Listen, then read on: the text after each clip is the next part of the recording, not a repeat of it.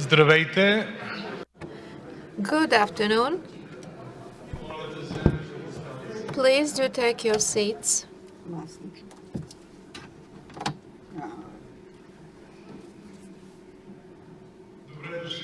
Welcome at our conference dedicated to the European Green Deal post-COVID-19 and the Bulgarian energy transition. I would like to extend my gratitude to all of you present here and to thank all those that are online at the time. For your information, we have close to 200 registrations, but in view of the pandemic situation, the seats in the hall here are restricted. So thank you all of you, both present here and elsewhere. My name is Slavtcho Neykov, and I'm the chairman of the management board of the Energy Management Institute, and I would like to welcome you on behalf of our team, the team of EMI, and also to extend my gratitude to all the partners, because I'm sure you're aware this topic actually unites the largest investors in energy, with investments amounting in total close to 10% of country's GDP. Our partner in organizing this event, actually a long-standing partner and associate, this is the Diplomatic Institute of the Ministry of Foreign Affairs, and I would like to welcome Ms. Tanya Mihaylova, the director of the Diplomatic Institute. Before starting the sessions, I would kindly ask you to abide by the pandemic rules, and they are related to contamination prevention. We have provided disinfectants, face masks, and the arrangements here of the seats, as you can see, are also in compliance with the requirements, COVID-19 requirements. With respect to EMI, the topic of the European Green Deal and the Bulgarian energy transition is not something new, even though this European initiative has been launched formally by the end of last year. We have made a series of steps. We have numerous analyses made on the topic. You can look them up at our website. But for us, it's quite pleasant today to welcome representatives of over 15 embassies in the country. There are some ambassadors present here. We also have representatives of the government. We have the Deputy Minister ZHECHO STANKOV, the Deputy Minister of Energy. We have also the President of the Energy and Water Regulatory Commission. The topic is associated with the European policies and the regional policies. Tomorrow we will dwell more on the local and regional development. At the end of each sessions, we will compile the conclusions and we will post them so as to make sure they're used further on, and I hope the government will pay attention to them as well. There are not many presentations in the agenda, and this is made on purpose simply because we want to have more discussions. For those attendees that are listening to us in the from their offices or homes. They're welcome to take part as well. And now allow me to give the floor to the director of the Diplomatic Institute, Tanya Mihaylova, being co-organizer of the event. Thank you very much. Your Excellencies, dear Deputy Ministers, dear Slavtcho, ladies and gentlemen, we have been friends with Slavtcho for numerous years. On behalf of the Diplomatic Institute, I would like to welcome you all and to greet all those that are following this event online. It's very hard to organize an event like this in these challenging times because we somehow are getting dehumanized. As for the topic of this international conference, I would like to say that it's a product of a partnership between numerous organizations. Our cooperation with the Energy Management Institute has a long-standing history with lots of dimensions. We work in energy diplomacy area. We organize trainings, meetings, conferences on the topic. We even publish a dedicated journal that this year is on the energy and climate diplomacy, where the topic of European Green Deal holds an essential position.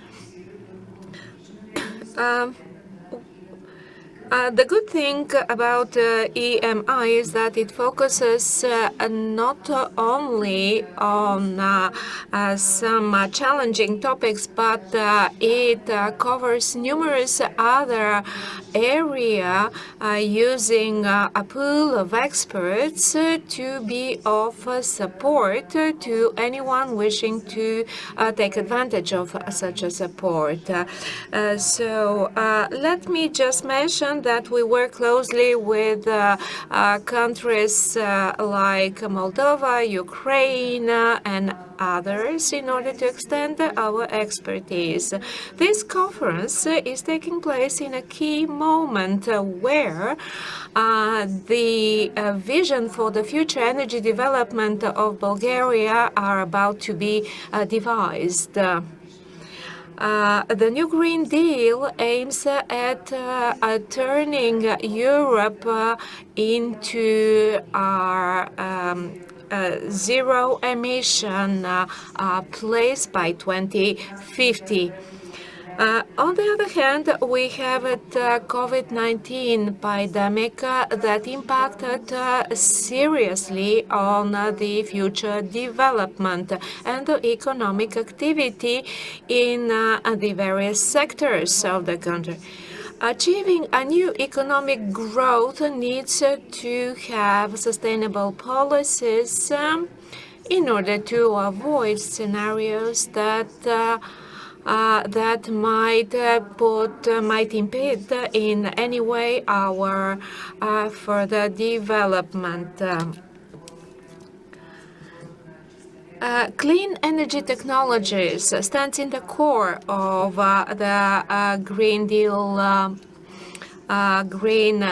implementation, and there is also a social dimension in this area.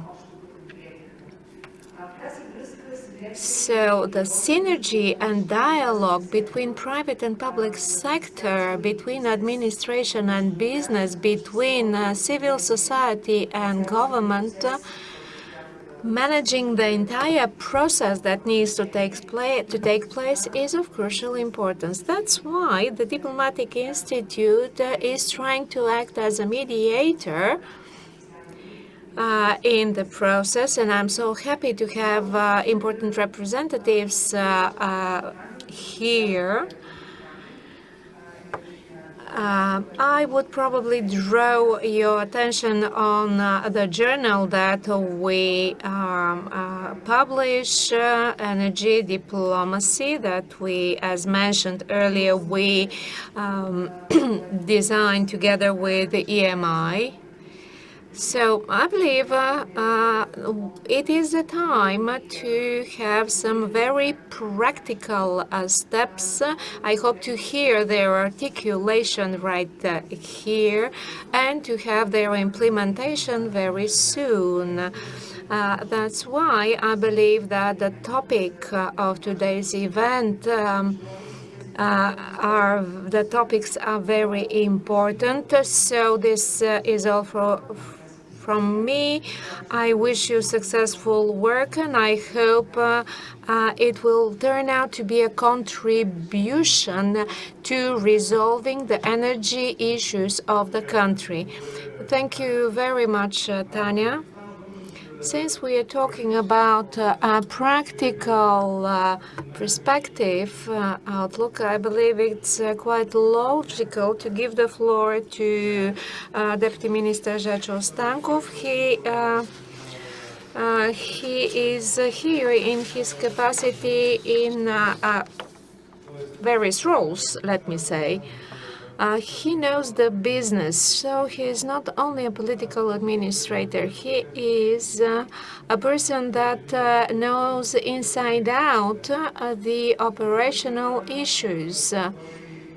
On the other hand, he holds particular functions in the so-called Green Deal Advisory Council.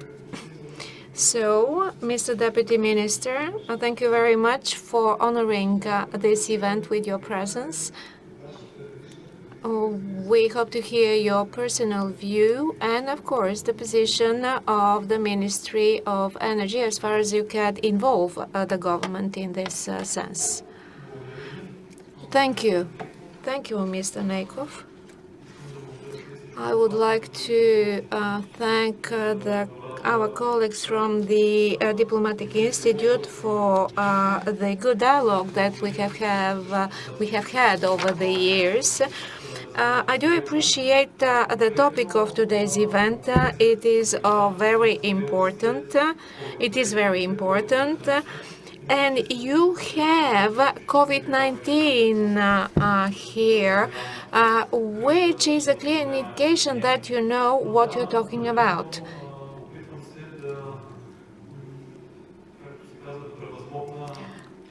I'm trying to overcome my purely political affiliations and speak as a person that is in very good cooperation with the stakeholders in this area.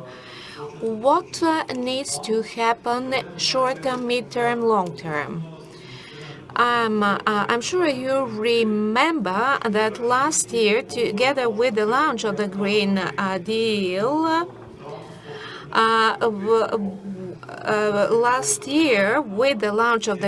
Deal, there were numerous objectives, one of them being a decarbonized economy by 2050. Some of the main objectives were simply touched on during the Bulgarian presidency of the Council of the European Union. Now, the point here is how to make sure we take the best out of all the instruments associated with the Green Deal, all the tools that the Commission has developed and is in the process of development in order to support the energy and economic transformation in the region.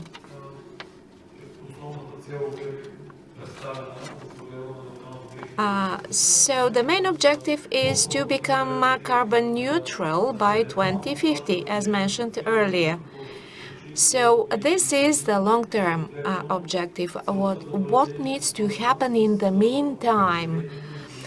Every single objective is associated with the amendments of the relevant legislation in order to make things happen.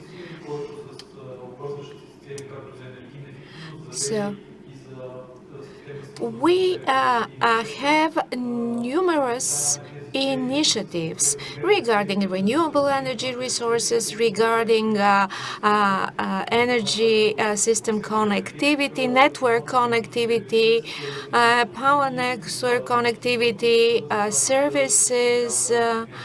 So the allocated amount comes to over 40 billion euro.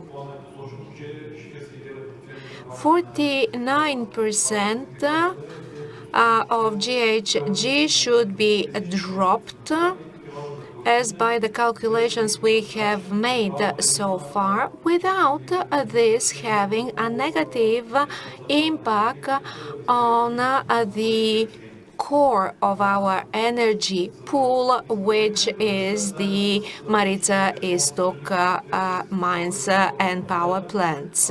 In view of the objectives brought to us by Europe, we started working under various sectorial, I would say, or intergovernmental working groups. A special council was established. The first meeting session was held not long ago, and it's a top-level council having top representation. So we needed to start very courageously and bravely communicating the essence of transformation. When we talk about regions, we need to jump to the just transition mechanism associated with the first regulation published ensuing the European Green Deal. We are working now on regional plans, and we welcome the setting up of regional communities that will support and consultants to in order to make sure we work as a region together. Bulgaria took advantage of 50% of the amount allocated to the regions in development.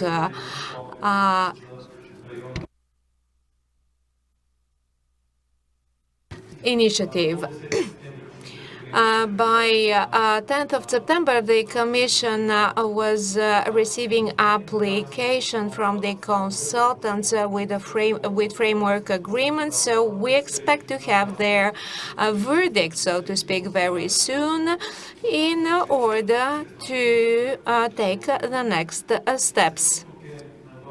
Here, it is important to mention that Bulgaria was rather impatient, and on the 17th September, we did our best to try and apply.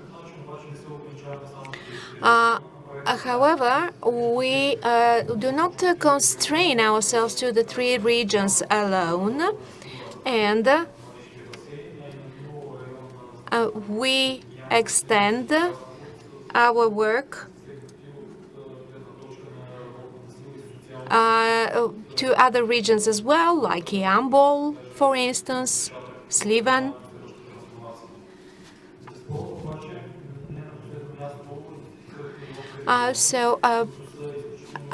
There are some other regions that we identified. Bulgaria is located at the edge of Europe and is bordering 3 EU member states. And this has a bearing on CO2 emissions and has a bearing on all the restrictions regarding CO2 emissions.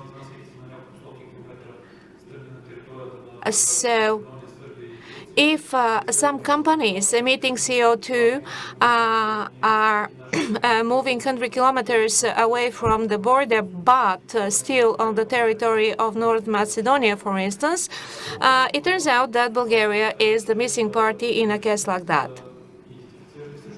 We have identified also the regions where the energy-intensive business is located, and we are targeting as well because they need support in the course of the energy transition.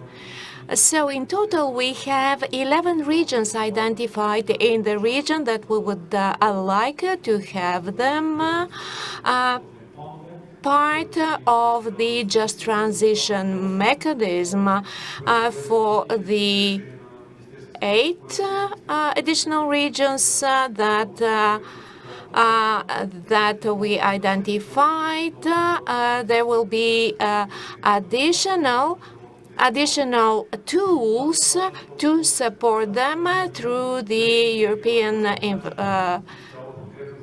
European banks. Then, with respect to regional organization, regional clusters, we have such clusters in Pernik, in Kyustendil. I have information from my colleagues in Stara Zagora that in the same way it is worked in the Stara Zagora region. I hope to receive an invitation from them to hold meetings with. So at the moment we have the consultant, we will start compiling the data and set up a database at horizontal and vertical levels in order to have the consultant use it afterwards and start developing plans that are in the service of citizens, of SMEs, and mostly of service to the energy sector in the region. Now, allow me to mention also that yesterday the European Commission published something very important. In a document, it is made clear that the mid-target objective regarding the renovation wave is set to a different percentage. So I hope that we will be able to apply the energy efficiency first principle that we succeeded negotiating meeting the demands of citizens. We have set up also a new fund that is put on public discussions. And the purpose of everything that we are doing in the country is not only meeting the European Green Deal objectives, but also alleviating the burden that the transition might bring to businesses and to households.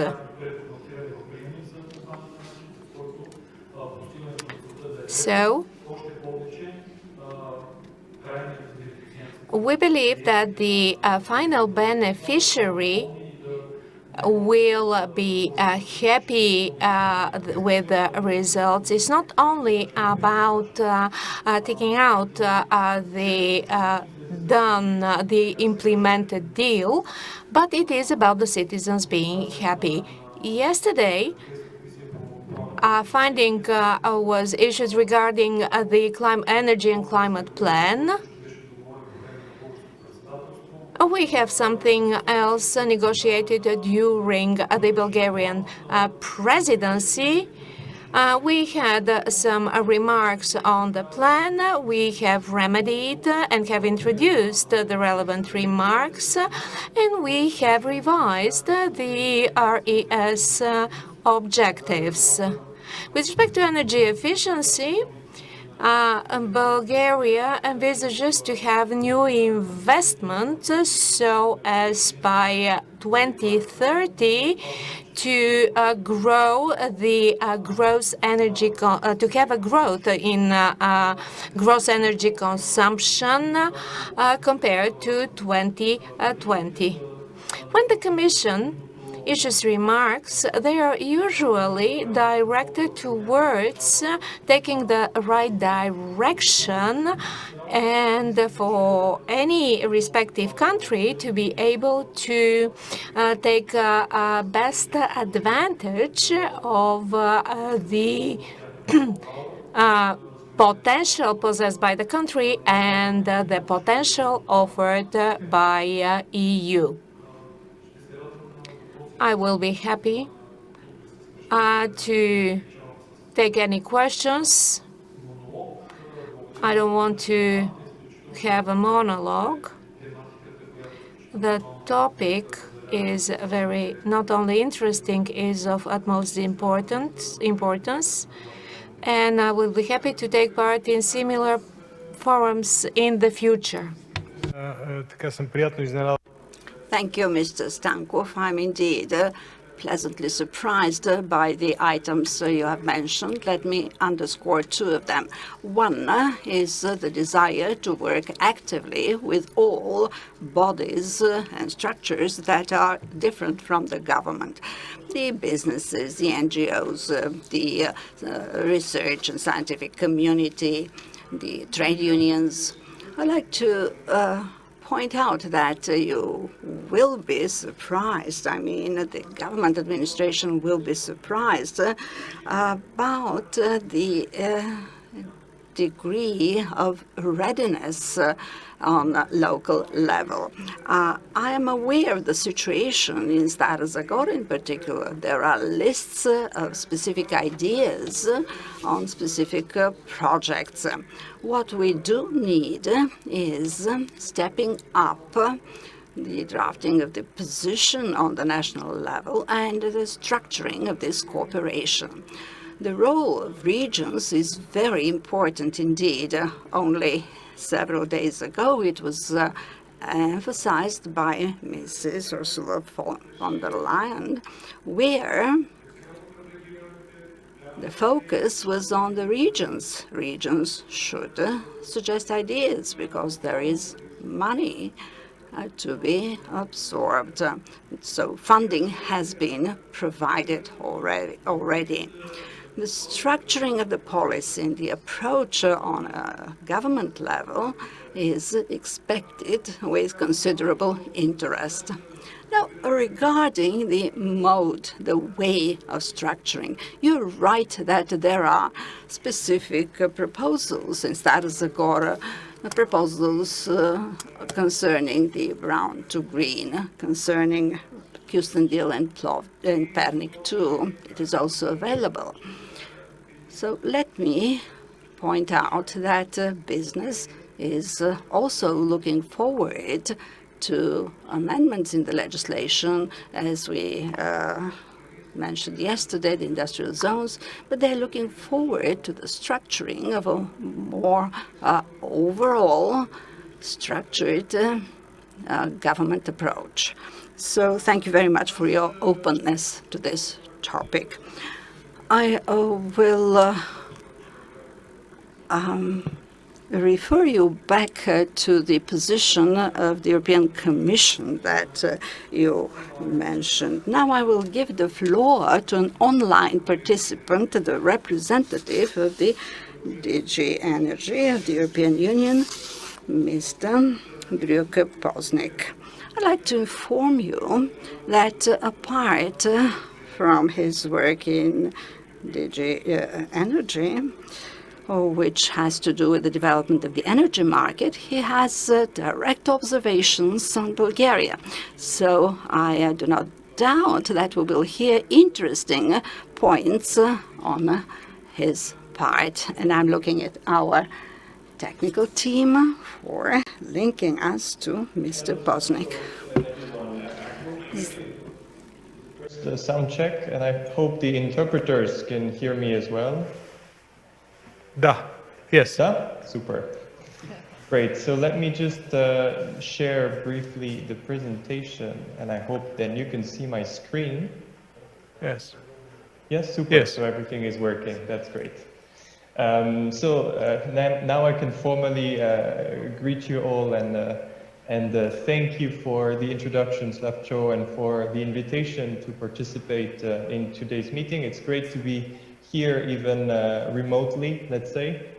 As you were saying, I work in the Commission's Directorate General for Energy, and I specialize on just transition issues. I work more specifically on the topic of coal regions in transition, and I follow several countries, among others, Bulgaria.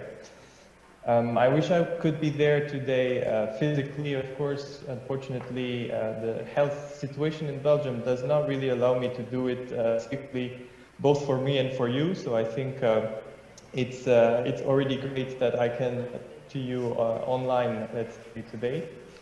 And another thing, I'm here today, let's say, on behalf of my director, Katarina Shikov-Magny, whom would have loved to be here. Unfortunately, she had a prior commitment, but I will try to fill in for her and do it as good as I can. Just to provide you some information and some elements on the European Green Deal and on EU energy policy and how it interplays with the just transition concept. So I will start with a few points, which I think can help set the scene on the Green Deal and the new EU policy framework on energy and climate. So what is the Green Deal? You can see on the picture here that it's a rather comprehensive policy. It's a complex picture. So there are several answers to this simple question, depending on the angle that you choose. First, the Green Deal is Europe's roadmap to achieve the climate objective by 2030 and climate neutrality by 2050.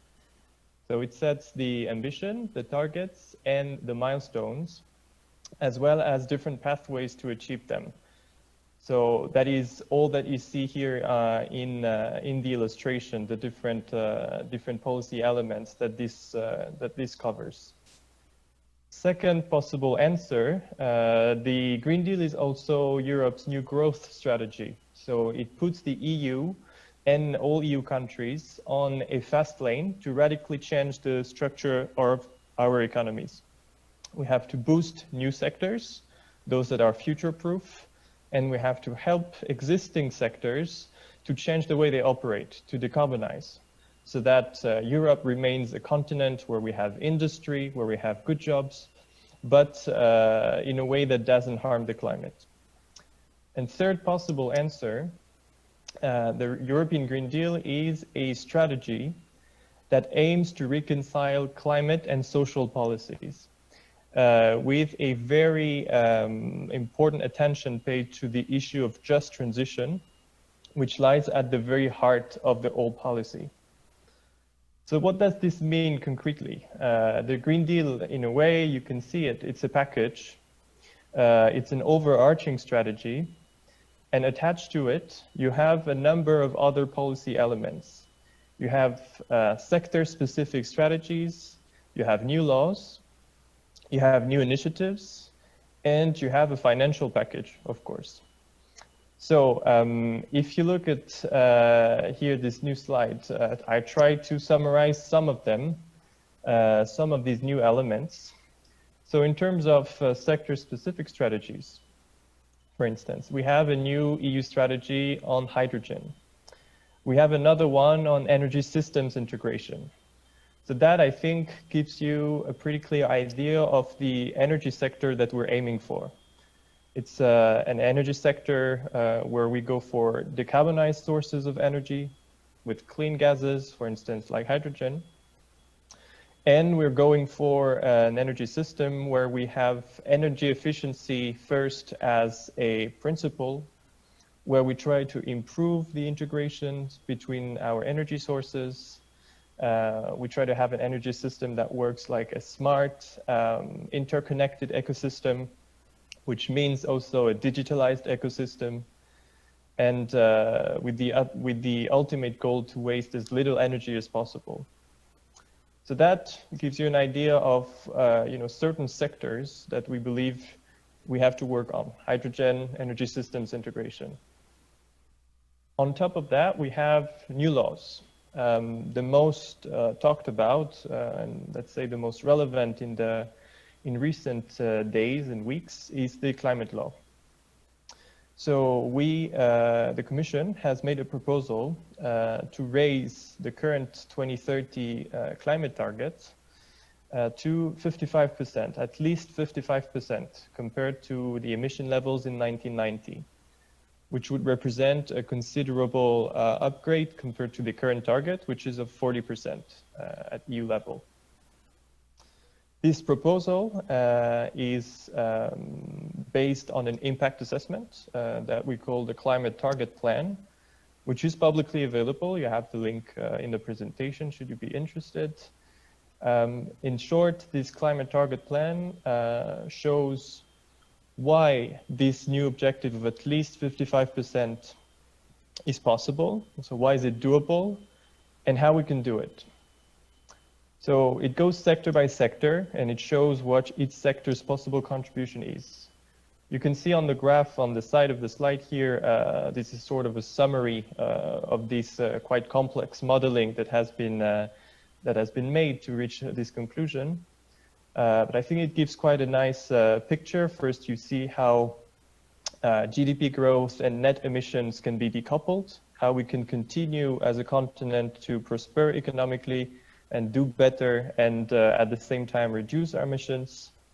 And it also shows by sector where the contribution to this emission reduction has to be and has to come from. And here the power sector is in light blue. I hope you can, I don't know if you can see that, but anyway, what it shows is that you have a relatively sharp reduction of the emissions already by 2030. And of course, by 2050, reaching close to climate neutrality.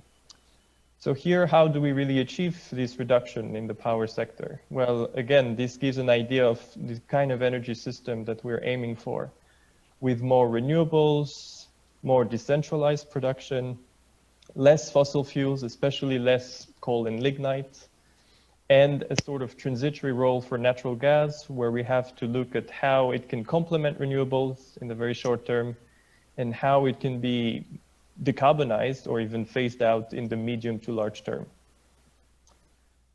That new climate law and the corresponding climate target plan, it kind of complements what we already have today, which is the clean energy package, so the current EU framework and legislation, which is now being implemented by EU countries.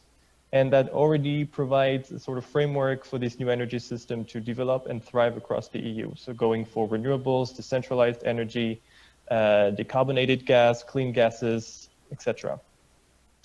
Maybe just a point on this, because this is a proposal from the Commission, right? This at least 55% of emission reductions by 2030.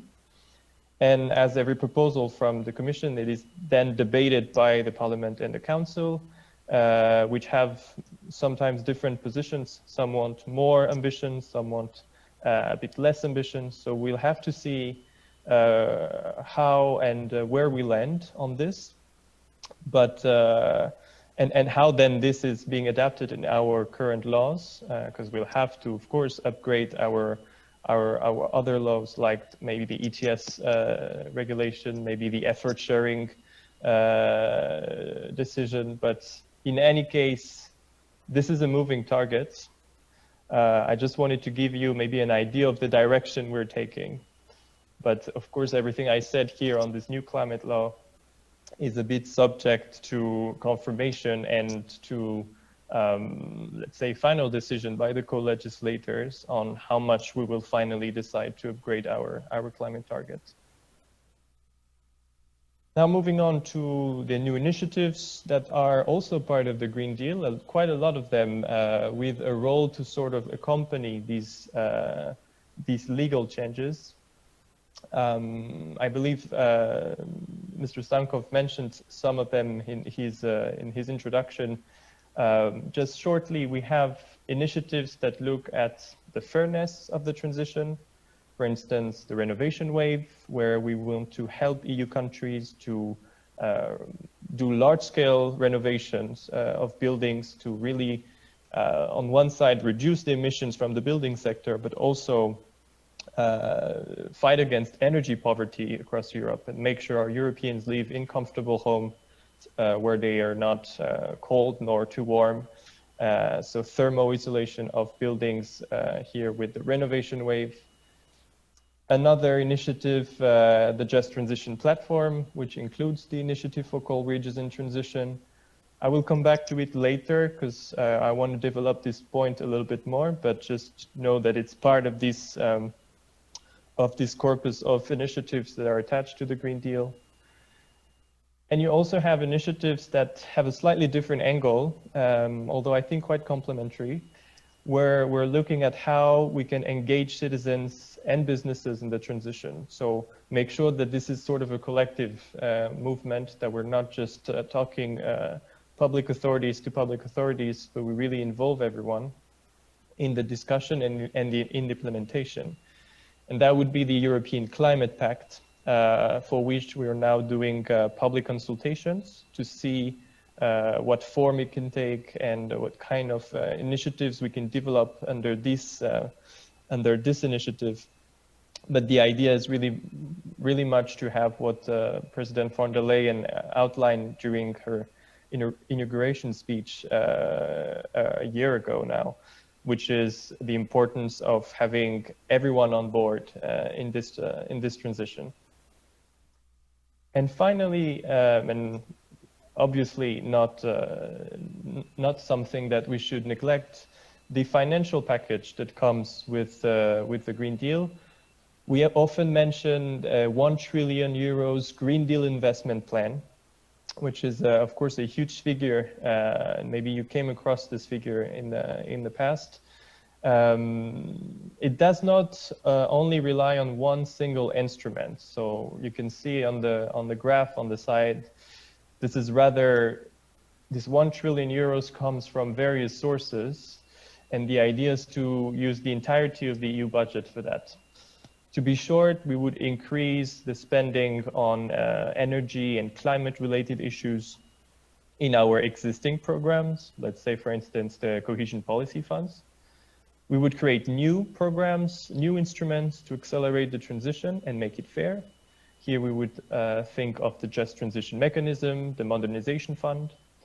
And of course, we would encourage private investments because public money enough is not sufficient here. So the idea would be to use a bit of public money to sort of incentivize private investments here through our InvestEU program, of course, and through lending from the European Investment Bank.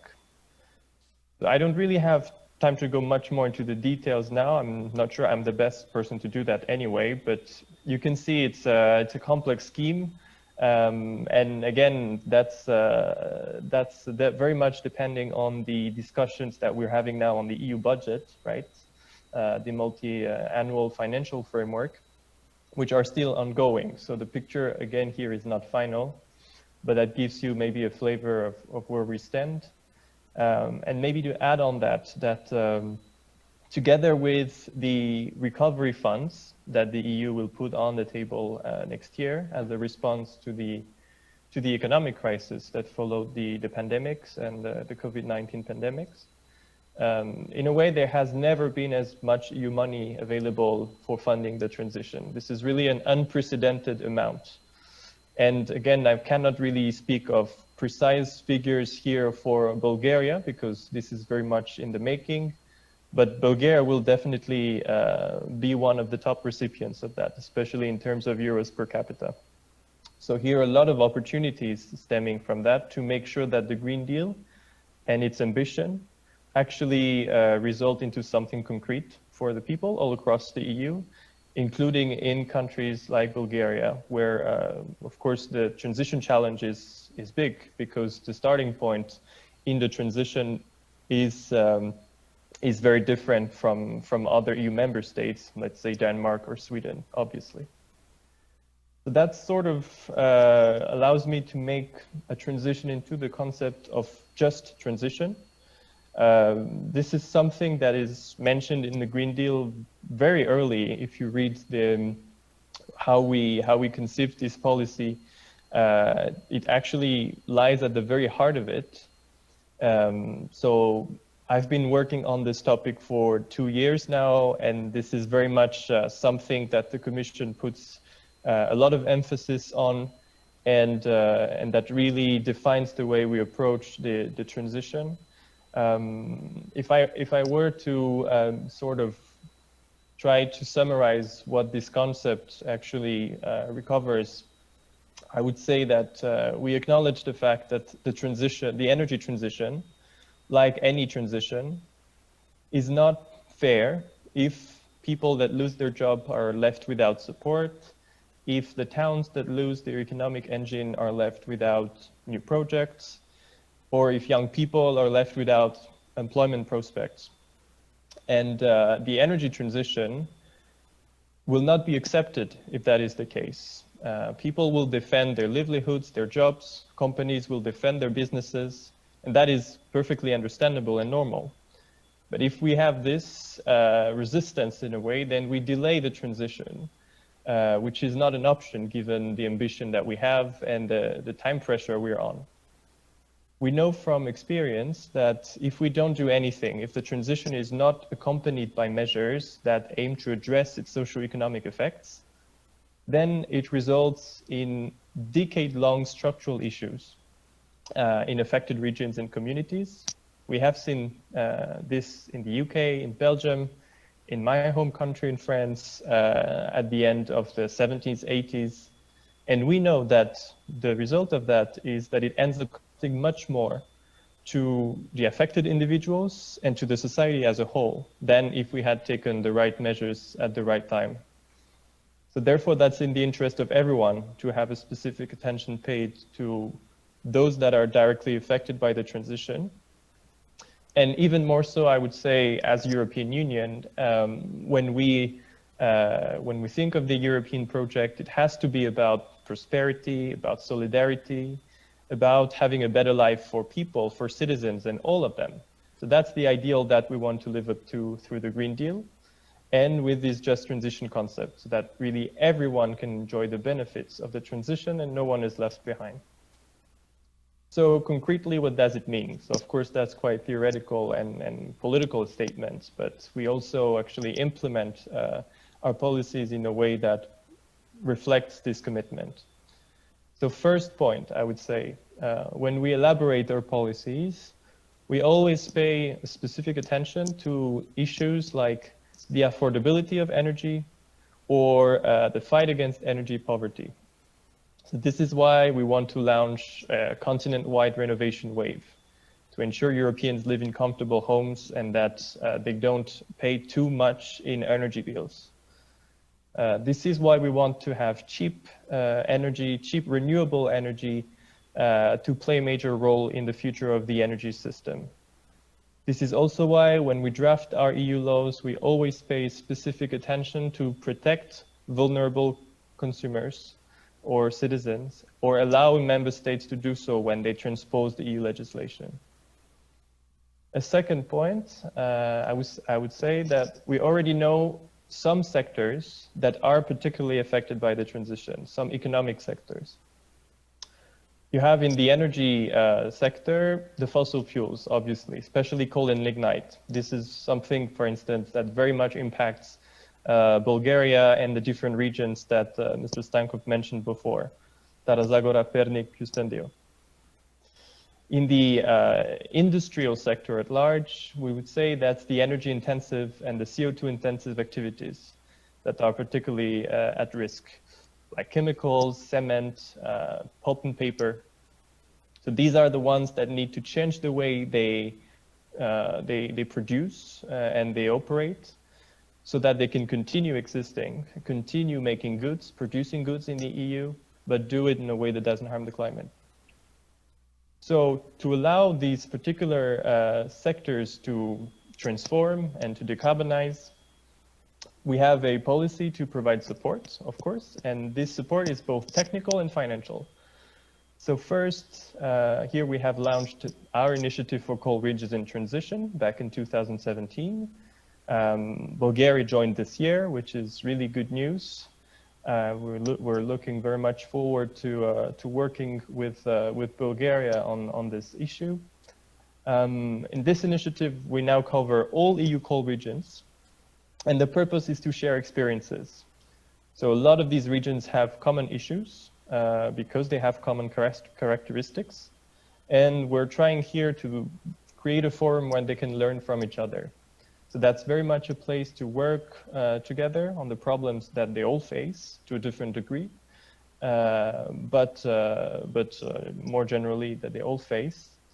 And where we also make sure that we don't repeat the mistakes of the past. So there's also this learning component here. Then next to this initiative, you have the Just Transition Mechanism, which took inspiration from it, but then sort of developed the support further. So the support is divided into 3 pillars. So you have here the graph maybe that can help you follow what I will explain, because you have 3 types of support, let's say. First, you have funding, so public subsidies. That's the Just Transition Fund, the first pillar that you can see on the graph. It will be allocated per member state, and then in each member state, 2 specific regions and areas. So we're now working together with Bulgaria on defining these areas and defining the type of projects that could be supported by the JTF.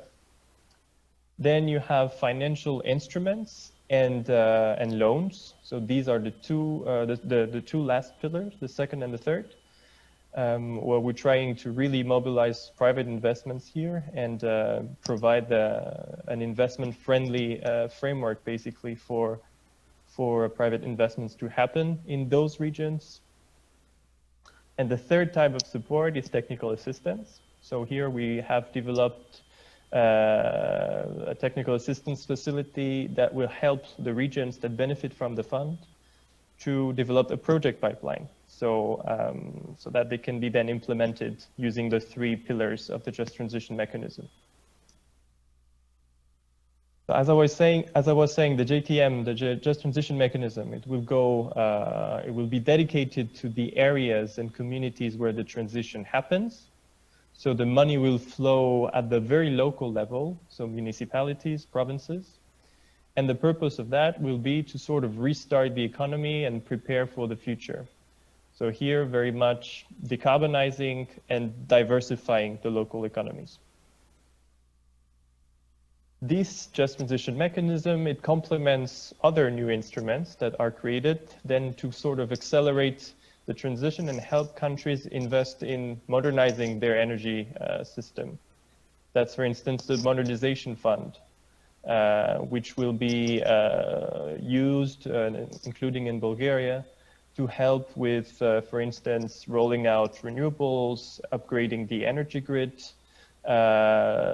looking at electrification issues, try to develop value chain for batteries, for instance, or even being used for energy renovations of buildings.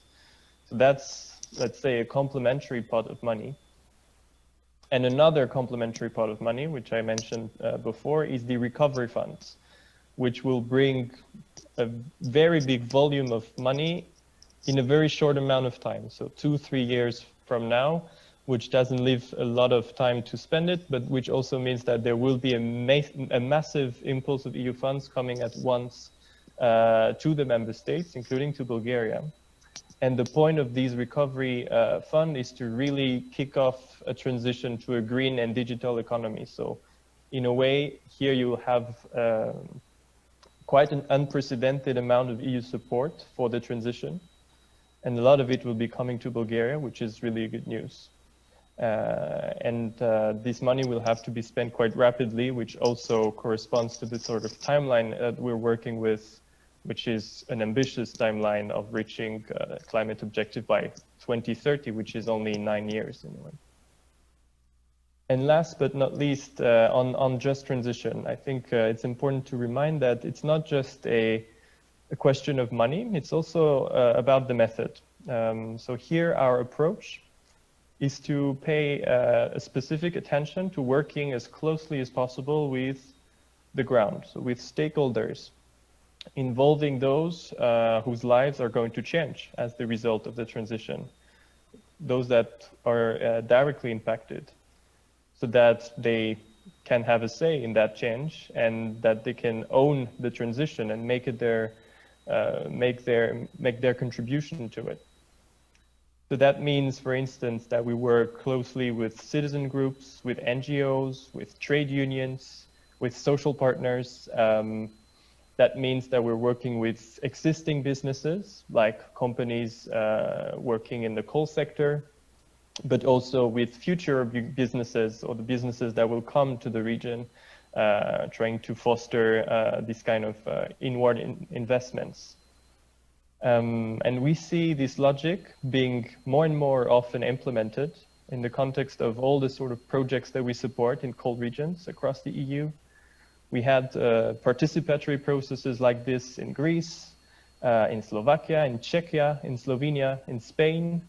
Right now we have a very similar project in Romania, where we're trying to work together with people in the coal region of the Jiu Valley to have a strategic roadmap on how to decarbonize the region and make sure that the people are involved and their projects can be included in this strategy.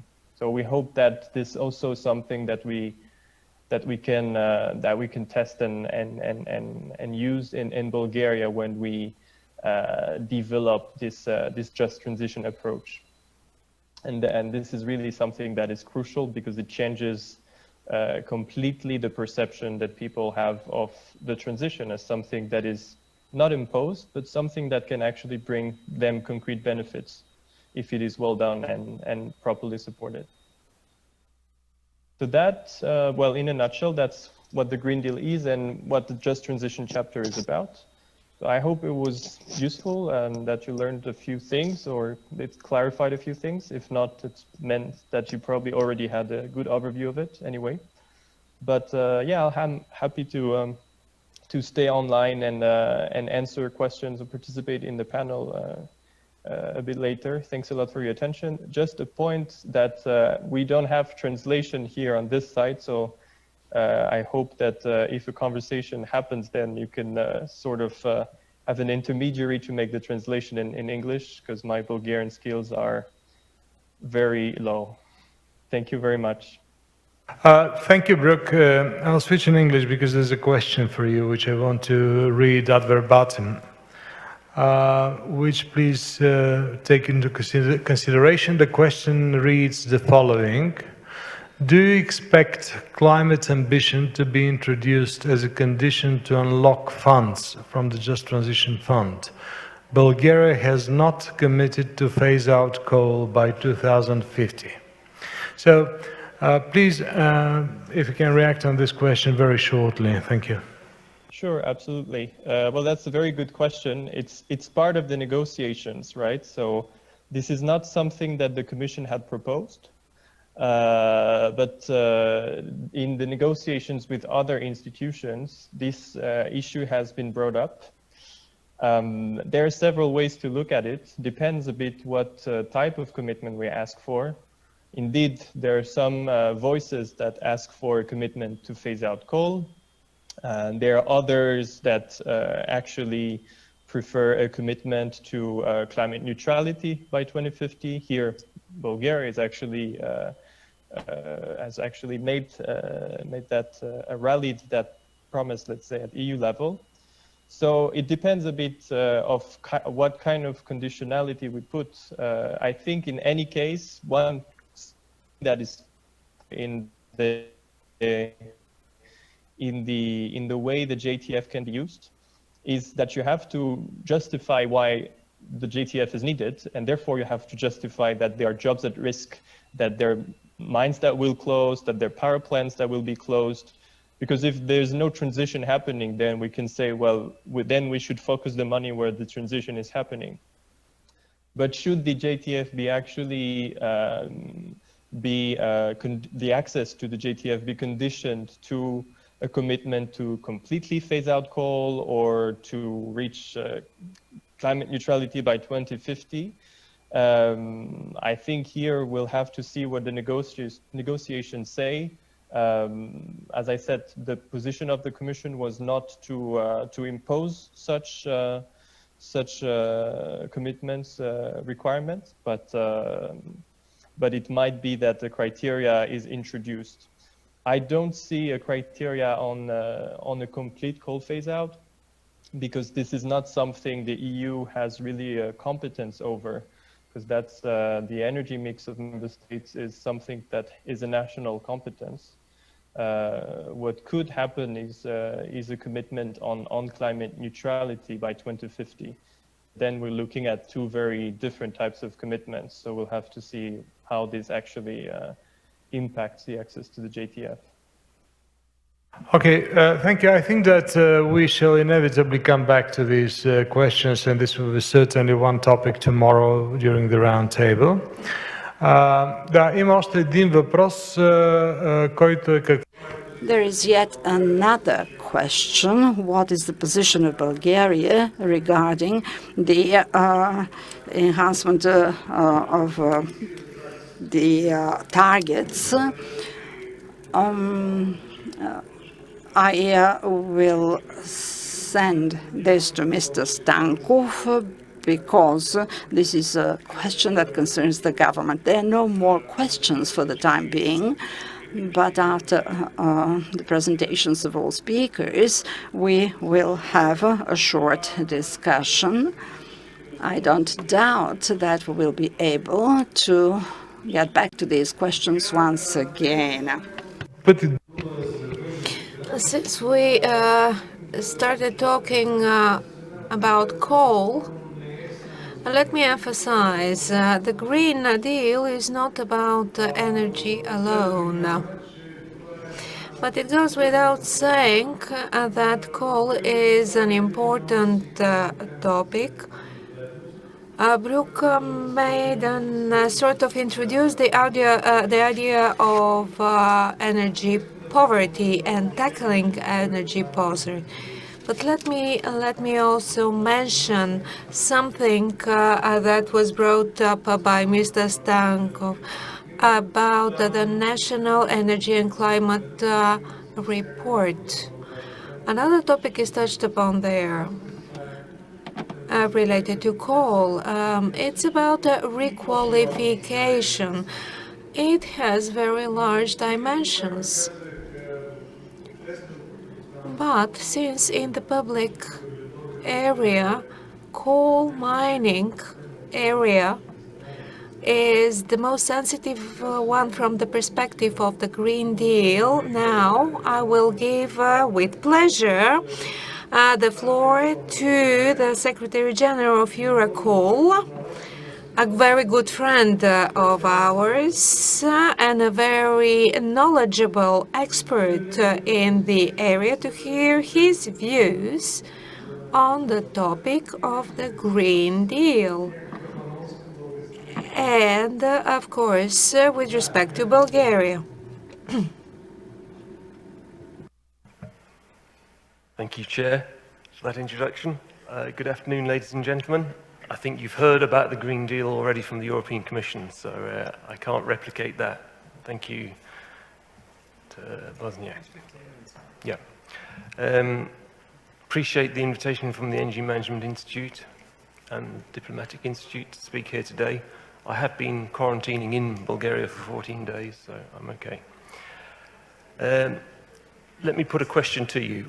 What makes man different from other animals? Some say it's the opposing digits, the thumb, that allows you to use tools. But apes and pandas also have that, and they aren't in the position that we're in today. I say it's fire, our use of fire. Over 300,000 years ago, somewhere in Europe, somebody rubbed together two sticks and created a fire, cooked on it, kept warm by it, and ever since that flame has been kept alive, powering the Industrial Revolution in particular. And over the last 250 years, it's been the coal industry more than any other which has kept the flame alight. I can say all these... Oh, thank you. I say all that because I represent Eurocoal, the European Association for Coal and Lignite, now with 26 members from EU countries and some non-EU. Now, in his speeches, the Vice President of the European Commission, that's Frans Timmermans, one of the Vice Presidents, he says that he wants to put the Industrial Revolution behind us. And it's true that the majority of politicians want to extinguish the flame that separates us from animals. They want to ban the burning of fossil fuels. Coal is the first target, but oil and gas are next. All this is necessary to protect the climate, which has become the EU's #1 policy objective and lies behind the European Green Deal, which you've heard about. Unfortunately, most of our energy still comes from fossil fuels, that leftover from the Industrial Revolution. By now, we should have fully electrified our economies using nuclear power. That was the promise in the 60s and 70s. It never happened, but we still spend an enormous amount of money on nuclear fusion in the hope that it does. Fossil fuels supply over 80% of our global energy needs. Wind and solar account for just 1% or 3%, depending how you account for electrical energy. Now, there's plenty of coal left in the world. We are never going to run out. We know there's enough for 100 years, even at current consumption. And coal accounts for over 1/4 of global energy supply. In the EU, much less, just 11%. We still rely, though, heavily on oil and gas. And this is a picture of coal last year in Europe.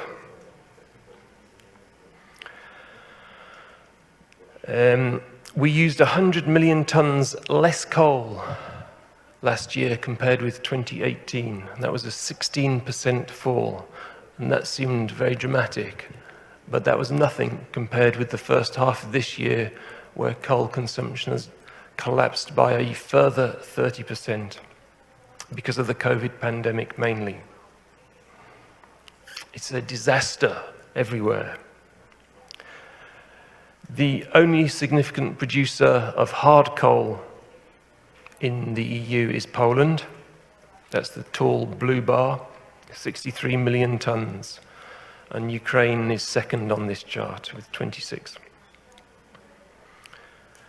The brown bars show lignite production, which is a major industry still in many countries. Germany remaining the world's largest producer with 131 million tons last year. And Bulgaria, of course, with 28. The green bars show the coal imports, dominated by Germany and Turkey, and mainly coming from Russia and the US. We don't mine coal to pollute the planet. We mine it because it's great for making electricity, which is what all of these countries use most of their coal for. Around 15% of electricity generation in the EU from coal. And the benefits of having reliable electricity are enormous. We are often accused by NGOs of causing pollution, adding thousands of deaths each year, premature deaths. I'd like to look at the OECD statistics, which during my lifetime show that the average life expectancy has increased by 10 years. So we are living longer and healthier, and energy allows us to lead more productive lives. So we certainly don't want to think about using less energy. Makes life better. Poland is notable on this chart because it's still very heavily reliant on coal, 78%, and that's even higher than China, for example. And the reason for that difference is China has a lot of hydropower, Poland has almost none, and China has nuclear, Poland has none. Over a third of Germany's electricity is coming from coal, and that's despite a massive investment over the years in green energy. Now, Germany's taken the decision to phase out by 2038, and that's on top of the decision to phase out of nuclear by 2022. Now, 14 member states, shown here, little flags, have agreed to phase out coal. 2 more, the Czech Republic and Slovenia, are considering a phase out. And yesterday, there was a leak from the Czech government. It looks like they've decided to phase out by 2038 as well. That leaves just 4 member states, Poland, Romania, Hungary, and Croatia, who have no plans to end coal use.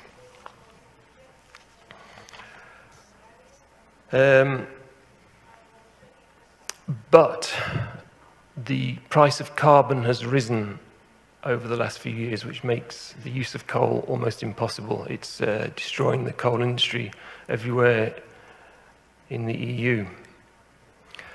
And this chart shows what happens with an increasing carbon price. The example I've used is from the UK because they unilaterally set higher carbon taxes from April 2013.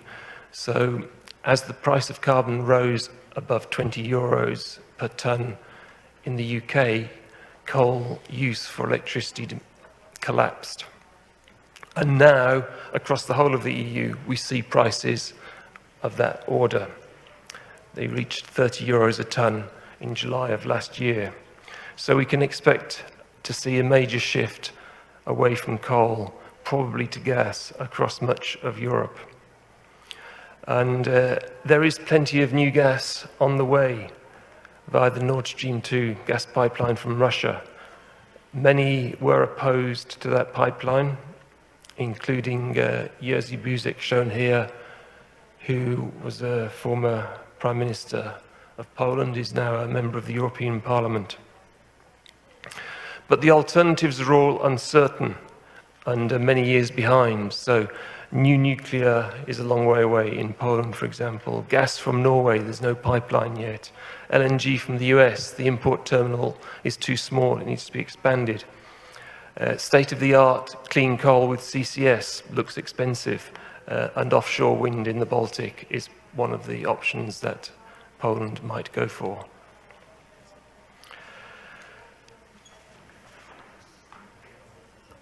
Hard coal, as I've said, Poland dominates, still mined in Czech Republic, Romania, Ukraine. Oddly enough, Norway also mines hard coal, Turkey does, and UK is a very small producer. If you look into the distant, well, not so distant past, this is the Industrial Revolution, driven by coal in the UK and then in Germany on this chart. And you can see that there's a pattern there. Wars disrupt that pattern, absolutely do, and pandemics. But the trend is pretty clear that the decline we're talking about today is really the ongoing trend of decline since, in the case of UK, 1913. So for over 100 years, coal production has been declining in the UK.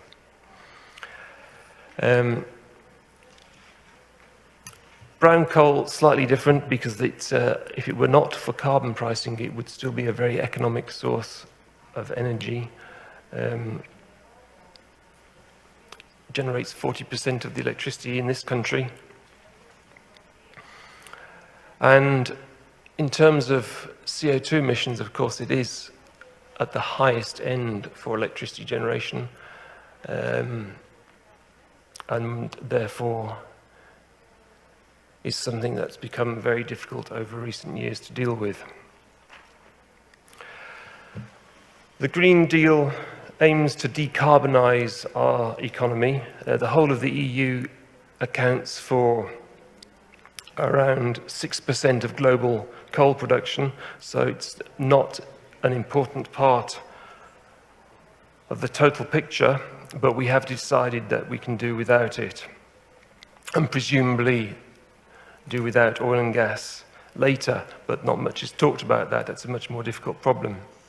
Yeah.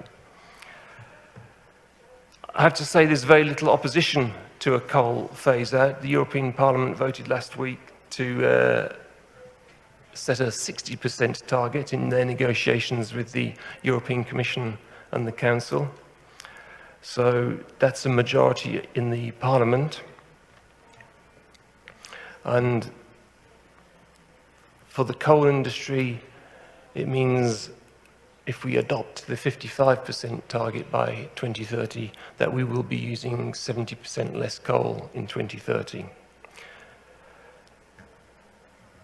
You have to remember, though, that the use of coal in the EU declined since the 1990s because of the collapse of heavy industry in the former Soviet states. As we look forward, there are no big wins to be had, so it will be much more difficult. And climate policy will drive it, I am sure. We've heard about the Green Deal. I'd just like to point you to some work that the Eurocode has been doing with the support of the Research Fund for Coal and Steel, which is managed by the European Commission. We think of coal as a source of energy, and I'd just like to mention one thing. If you're thinking of a sustainable society, then you have to look at materials use, which is part of the natural cycles, which is carbon, oxygen, phosphorus, sulfur. Anything that falls outside of those cycles, lithium, steel, has to be mined from the earth. So to be truly sustainable, you have to be building more things out of carbon. And I think there's a lot more work to be done in about how you structure a society, build a society using carbon-based materials, some of which might come from coal, but eventually what you want to be doing is to be producing it using captured CO2. Rebuilding our economy with carbon. And then the last thing I will finish on is how to replace lignite mining in Bulgaria. The largest solar farm opened recently in Spain with a capacity of 494 megawatts. Tiny compared with the electricity produced by Maritsa Istok complex. But the mining complex here does cover a very large area, and if you devoted that entire area plus a little bit more, you could generate the same amount of electricity from solar PV. It is possible. It would have to be a very large capacity, 13.2 gigawatts, and quite expensive. Now, when it's dark, that presents a problem, so you then have to think about storing the energy, and this is where the European Clean Hydrogen strategy comes in, which would allow you to store renewable energy in the form of hydrogen. That would add very significantly to the cost and require a lot more solar power because of the inefficiency of converting to hydrogen and then reconverting that hydrogen to electricity. So you would need a 23 gigawatt solar plant at a capital cost of perhaps 42 billion euros. And in terms of the cost to Bulgarian citizens, that's 5,000 or 6,000 euros per head of population, which is a lot of money, but it's for Bulgarians and other Europeans to decide how much money they wish to spend on clean energy. But the numbers are simply enormous, and that would be my final point, that this is going to be extremely costly. Thanks, Bran. I would adore to moderate a panel in which you participate together with Mr. Frans Timmermans. I would die to moderate such kind of a panel. So you present your arguments and he presents his. Just to mention in this aspect that at the beginning of September, on the 3rd of September, he had a very interesting speech in Katowice concerning the Green Deal issues. And I think that your positions will clash in too many points with him. But this is, we shall have some time for debate afterwards. Europe has decided. There's no debate. Europe has decided, and with carbon pricing, coal will disappear. Okay, so we have two more speakers. Imamo ošte dvama panelisti. We have two more speakers, and I will kindly ask them to be very precise regarding the time allocated to their presentations so that we can have enough time for questions and answers. And now I give the floor to Mr. Kostis Stambolis, who is Executive Director of the Institute of Energy for Southeast Europe. He will speak about the effectiveness of energy policies regarding clean energy policies. Kostis, are you there? Hi. Can you hear us? We can't hear you. Please, yes. Hi. Yes, now it's better. Can you hear me now? Yes, please. Please, the floor is yours. Please keep it strictly to 15 minutes.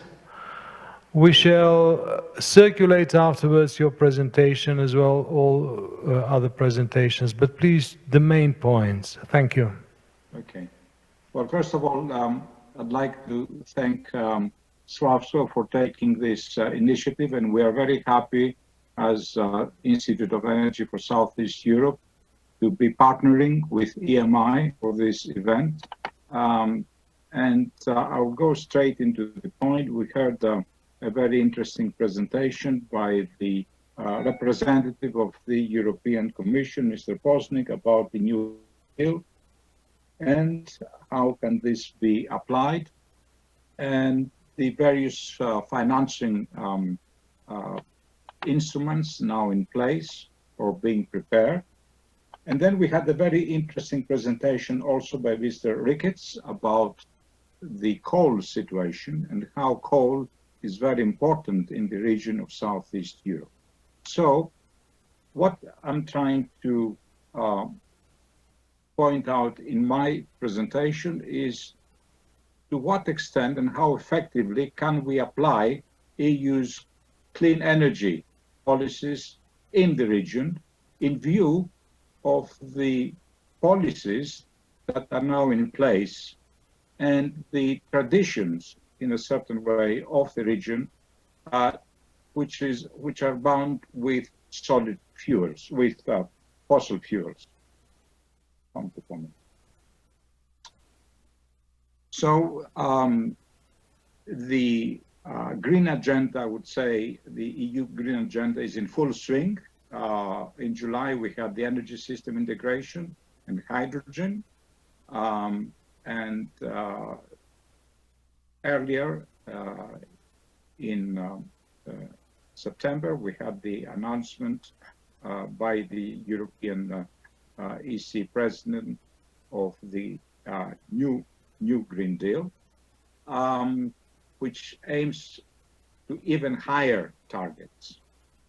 So there are various very important issues now in store, given the way that energy is produced and consumed in the broader Southeast European region.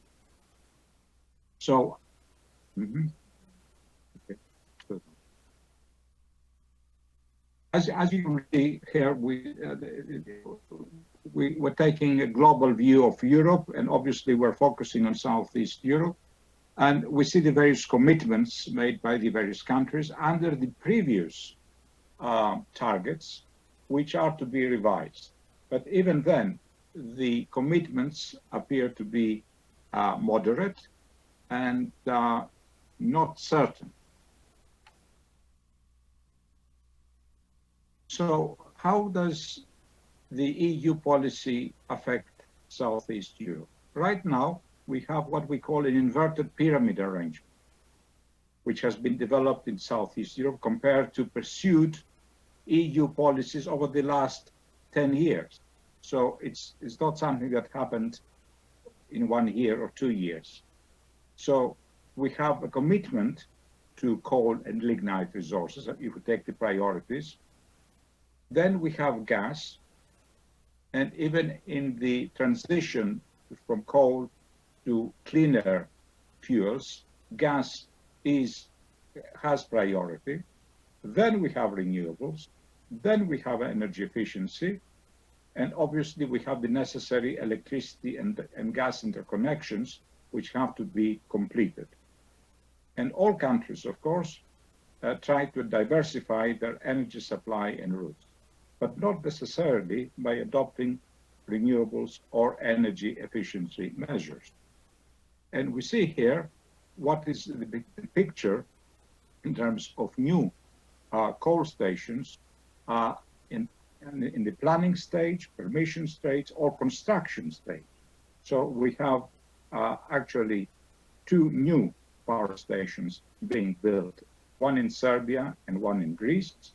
Obviously, they will replace, to a large extent, old and inefficient coal plants, and this has to be taken into consideration because new coal-fired plants are far more efficient and therefore consume a lot less and they emit a lot less. Kosovo is going ahead with at least 1 power plant. Turkey is moving ahead right now. So we see that in spite of the considerable efforts, policy statements, support funding from the EU, the countries in the region remain tied up to fossil fuels, and for very good reasons, because it's abundant, it's low cost, they don't have to make very high investments. Most of the countries have already investments in place. So a common denominator in the policies is how to improve efficiencies given the existing infrastructure, which is coal and gas related infrastructure.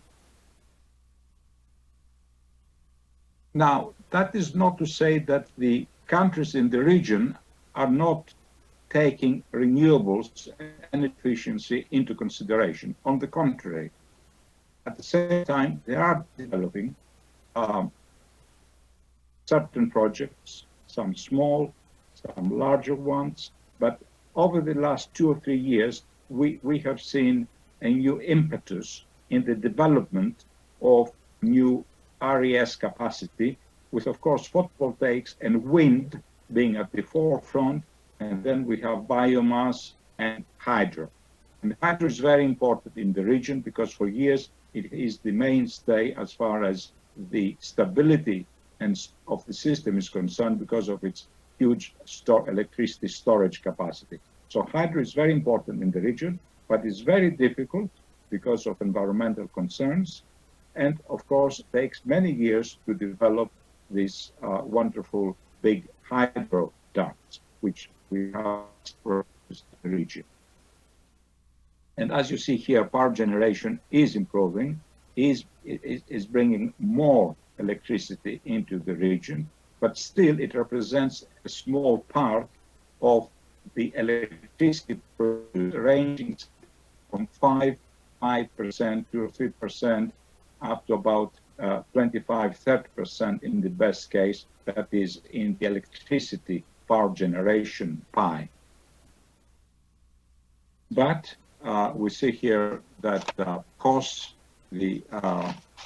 have actually dropped considerably over the last few years, we see here the levelized cost of electricity has actually dropped significantly for especially for photovoltaic and of course for wind. And this is making solar a lot more competitive to other forms of energy. But of course, we have the issue of storage and we have the issue of space, because photovoltaics, to reach equivalent amount of installed capacity with fossil fuels, especially with coal, they require a lot more land, and land is precious.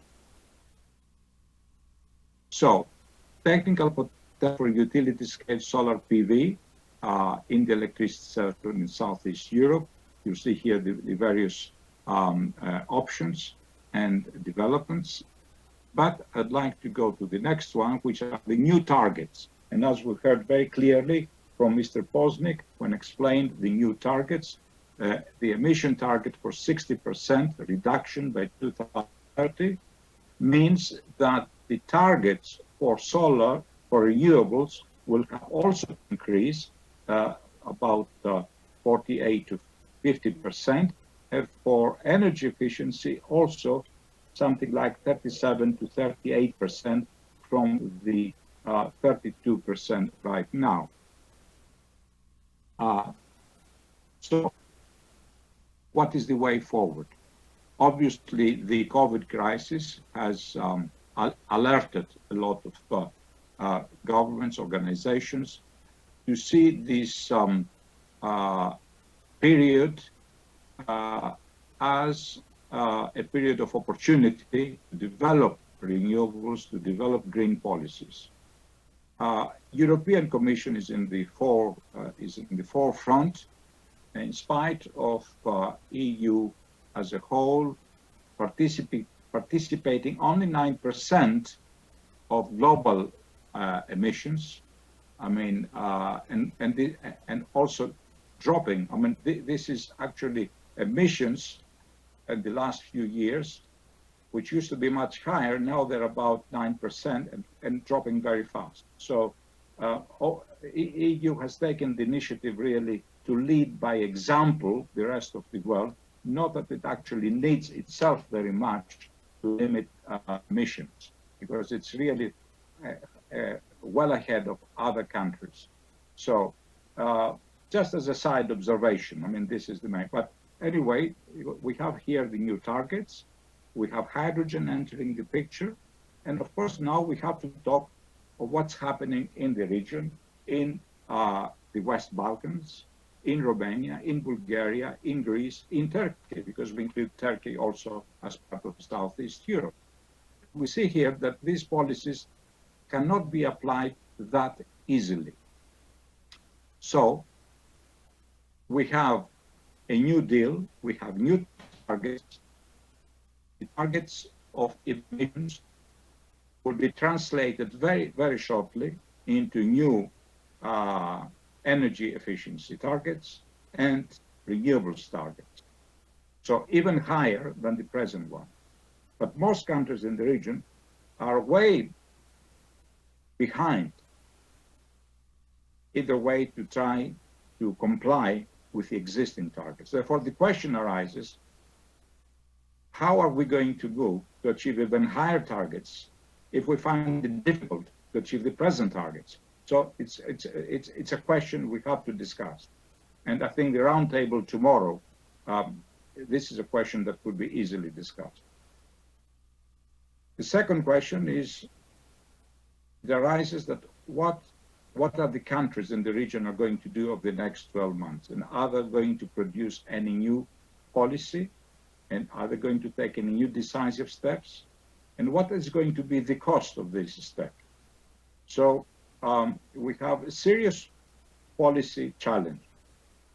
And the EU, the European Commission, although it shows some understanding about the region by introducing the various financing mechanisms, the Just Transition Fund and all the various other mechanisms, I think it has a deaf ear to the region's real needs. And I'm saying this with the full knowledge that gas and the promotion of gas as an alternative fuel to coal is not very well thought of in Brussels. So we have a situation here where the new Green Deal calls for the transition directly to renewables and hydrogen and bypassing gas. And although it's not clearly stated by the European Commission, if you go to seek funding for your gas projects, either interconnectors, LNG terminals, gas distribution grids, the doors are closed because EIB took a decision in November 2019 to bar any funding for coal, which is understandable, oil, maybe, and gas. And this is not understandable. And I would say it's not even acceptable. Because how are we going to move to decarbonization in the first phase without switching to gas? So we have a serious policy issue here.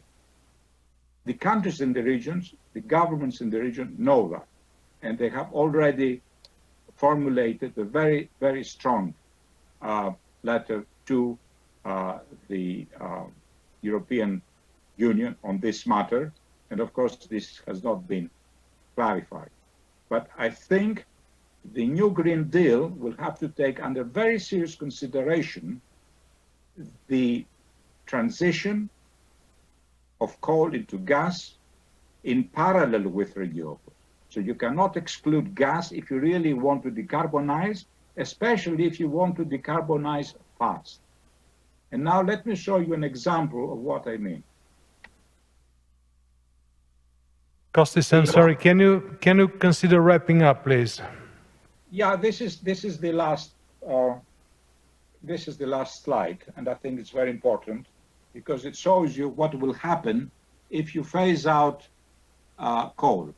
And here we have the example of certain months early in this year where coal, lignite in our case, has been phased out and it has been replaced by gas. So you see the dark green is lignite and the gray is gas. So as lignite is being phased out, gas is taking the place. So these are cumulative monthly statements of the electricity generation in Greece for 4 different months in this year. So in fact, we have managed to minimize lignite down to 3%. Its place is being taken by gas primarily, renewables, and of course, electricity imports. So the gap from lignite marginalization is taken by gas and electricity imports. So this is where decarbonization is heading, and these are the implications in terms of use of lignite. Thank you. Thanks, Kostis. I'm very grateful for referring to the cooperation with the neighboring countries, and particularly with those which are not EU member states. They have some obligations to share the energy policy of the EU along the Energy Community Treaty. And recently they also created a kind of a coal in transition platform. But you are absolutely right that for them, some of these aspects have completely different dimension. And therefore there's a need of a political consideration about the way forward. Not only because of the fact that it's quite difficult to unite countries in general, but also because they have completely different status towards coal and towards pollution in concrete terms. So thank you very much, and particularly for your conclusions. Right. I think they're very valuable. Okay.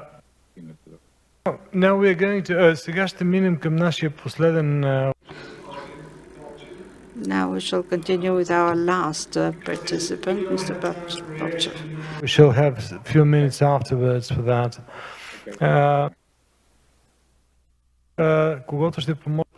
So I'll ask Mr. Popchev to present within 10 minutes at the most his position. He'll tell us a few words on the strategic view concerning the Green Deal. He is our career diplomat.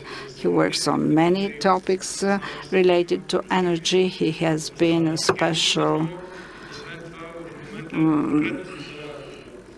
an ambassador that has been dealing with special issues. I like to quote an old proverb that refers to time and a time allocated to my presentation, but I will start right now. There is something here, a bit of unpleasantness. The first arrangements were for me to speak in English, but now I'll speak in Bulgarian, as agreed with Mr. Neykov. When the Green Deal was first launched, its philosophy and end goals have been corroborated by leading global stakeholders in the energy sector, in the governmental sector, in the scientific sector. The Energy Transition Commission, consisting of 45 CEOs, representing energy-intensive manufacturing facilities. So let me quote, "It is undoubtedly technically feasible and economically affordable for the whole world to achieve a net zero GHG emission by mid-century, which is called carbon neutrality. All developed economies meeting that goal by 2050 and all developing economies within the following 10 years. So China joins a community sharing this view and committed before 2060 to achieve zero emissions. Numerous other governments, the UK government, Australia, Korea, Japan, have expressed the same goal. When you combine everything together with the European Union, those governments mentioned that in fact represent strong economies. And in fact represent a very high export turnover. We have a very large portion of the world committing to zero emission. With respect to companies, BP, ENG, Shell, etc., they have been involved in clean energy issues for many years now. So the cumulative effect leads to scale up, market creation. Once set up, markets evolve on their own, and allowing for a much faster absorption of new technologies than ever thought before. Let me give you an example. There is a sort of a competition between EU and China regarding hydrogen introduction. This would lead to transforming hydrogen into a commodity just like petrol.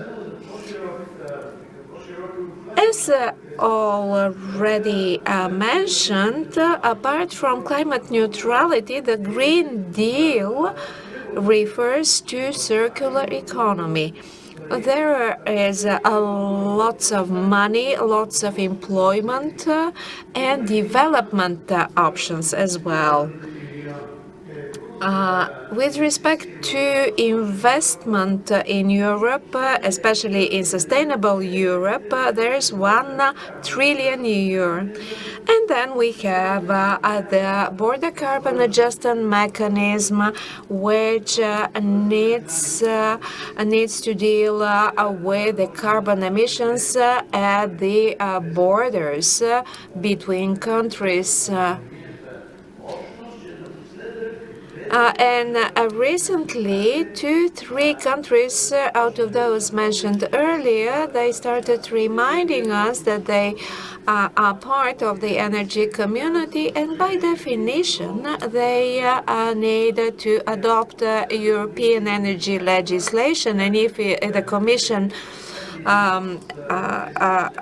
agrees to that, recognizes this, they will not subject it to any sanctions, let's say. I'm sorry, we're running short of time. The European Parliament, not only the Commission, gets involved, is an important player. Only last week, those decisions were made. 60% reduction in GHG emissions by 2030. Timmermans mentioned this would be very difficult, but it is feasible. In other words, the Commission is accepting what the Parliament suggested. Any subsidies for fossil fuels are terminated. A CO2 budget for Europe is about to be set up. And also revised will be the European emission trading scheme. But there should be some value attached to any of the initiatives. When you try to calculate something in 10 or 20 or 50 years ahead, it's a very difficult task.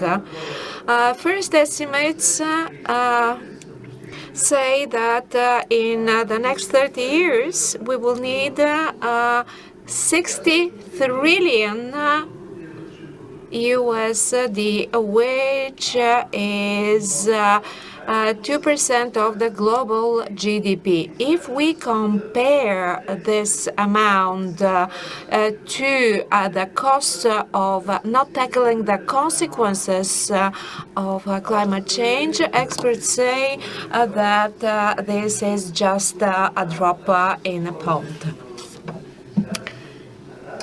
The private capital is gaining pace, having a higher, more important role to play.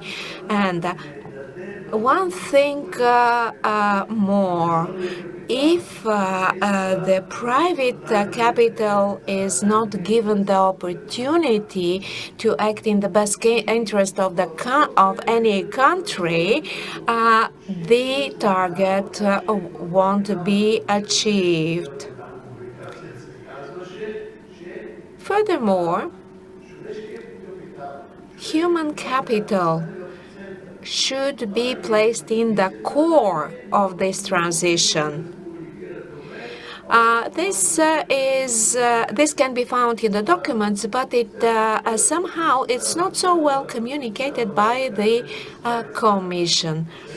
I have a special slide for the consequences of not tackling the climate change, especially in this region, Romania, Bulgaria, Hungary. Here, the death rate due to air pollution is much higher than in Sweden, for instance. So here I have tried to present some key drivers of successful reaching the climate targets. First of all, in my view, we need to prioritize any activity regarding R&D and technology adoption efforts to adopt and to implement the R&D achievements. Bulgaria has some experience in that sense, not only by ourselves, but in cooperation with our neighbors and EU member states. 1 minute more, please. Special funds for SMEs. If we fail to do that, we will be failing the backbone of Europe. Because the big ones, they can manage on their own, but SMEs are not capable of doing that. And my last slide refers to Mr. Stambolis' words about the clusters. It refers to clusters, and this will be my final slide. This is not my personal slide. The photograph is of Professor Van Wyk from Delft University. He consented to me presenting his idea regarding Egypt, Greece, Bulgaria, and Romania. These are the new corridors of green hydrogen all across Europe. From North Africa, please notice here, from geopolitical point of view, the attempts to split the Mediterranean Sea, in fact, aim at detaching the African continent from Europe. These three countries here, Greece, Bulgaria, and Romania, are the only country in the regions and EU member states that can actually implement this scheme. And I would be very happy to hear comments from the Greek part and from the Bulgarian parts. Thank you very much, Mr. Popchev, for this strategic emphasis, especially the last slide regarding hydrogen use. We will talk about hydrogen furthermore. We heard the speakers in the first panel that actually aimed at giving a broader picture of the EU Green Deal. We have now a coffee break. But if you have a pressing question or a comment, please do so. But please, 1 minute, not more. Hello, Nikola Gazdov, Association for Production and Distribution of... To Mr. Posnik about the recovery mechanism. You mentioned... Is he still online, actually? I am. Okay, great. So you mentioned the recovery mechanism, and then there is a pillar which is actually focused on the short term, so the next 2 to 3 years. How is this pot of money going to be allocated? Is it focused on supporting specific plans, strategies, projects, or is it, let's say, a generic source of support money? And then very quick remark to Mr. Ricketts, very interesting presentation, and FIRES, of course, has always been important. Probably didn't start with coal, but coal has also played a role for sure, very important one. I just wanted to say that some of the numbers were not correct, or at least not updated, and that for the amount of money that was mentioned for new solar capacity, you could probably build it at least twice as much, because you mentioned this 450 megawatt plant in Spain. I think that for the same capex, you would build at least 1 gigawatt as of today. And the price of solar has decreased more than 90% in the previous 10 years. So we expect that another 70 to 80% of decrease is in for the next decade. Thanks. I will leave you to clarify the figures during the coffee break. Brooke, please. Sure. So on the recovery instrument, so the way it's going to be allocated, it's going to be a national allocation. So each member state is going to receive a pot centrally at the capital. So that would go in the budget of the national government. Then the way it's going to be spent, so you are right, it's going to be a short time frame because this is not a part of the EU budget, but it's a separate part, an extra budget that the EU borrowed together, right? So it's only for 2-3 years. So the time window is very small. And to spend it, it's going to be according to a plan that is going to be drafted by the member state. It's going to be called the Recovery and Resilience Plan. And this plan is going to outline different, basically, projects or areas in which the member state would like to invest. There is a degree of flexibility in that we don't prescribe specific projects, or it's really much up to the member state to come with its own recovery and resilience plan. But we have identified priority areas in which we encourage the member states to put a priority on, like clean energy, like renovation of buildings, like upskilling and reskilling of workers,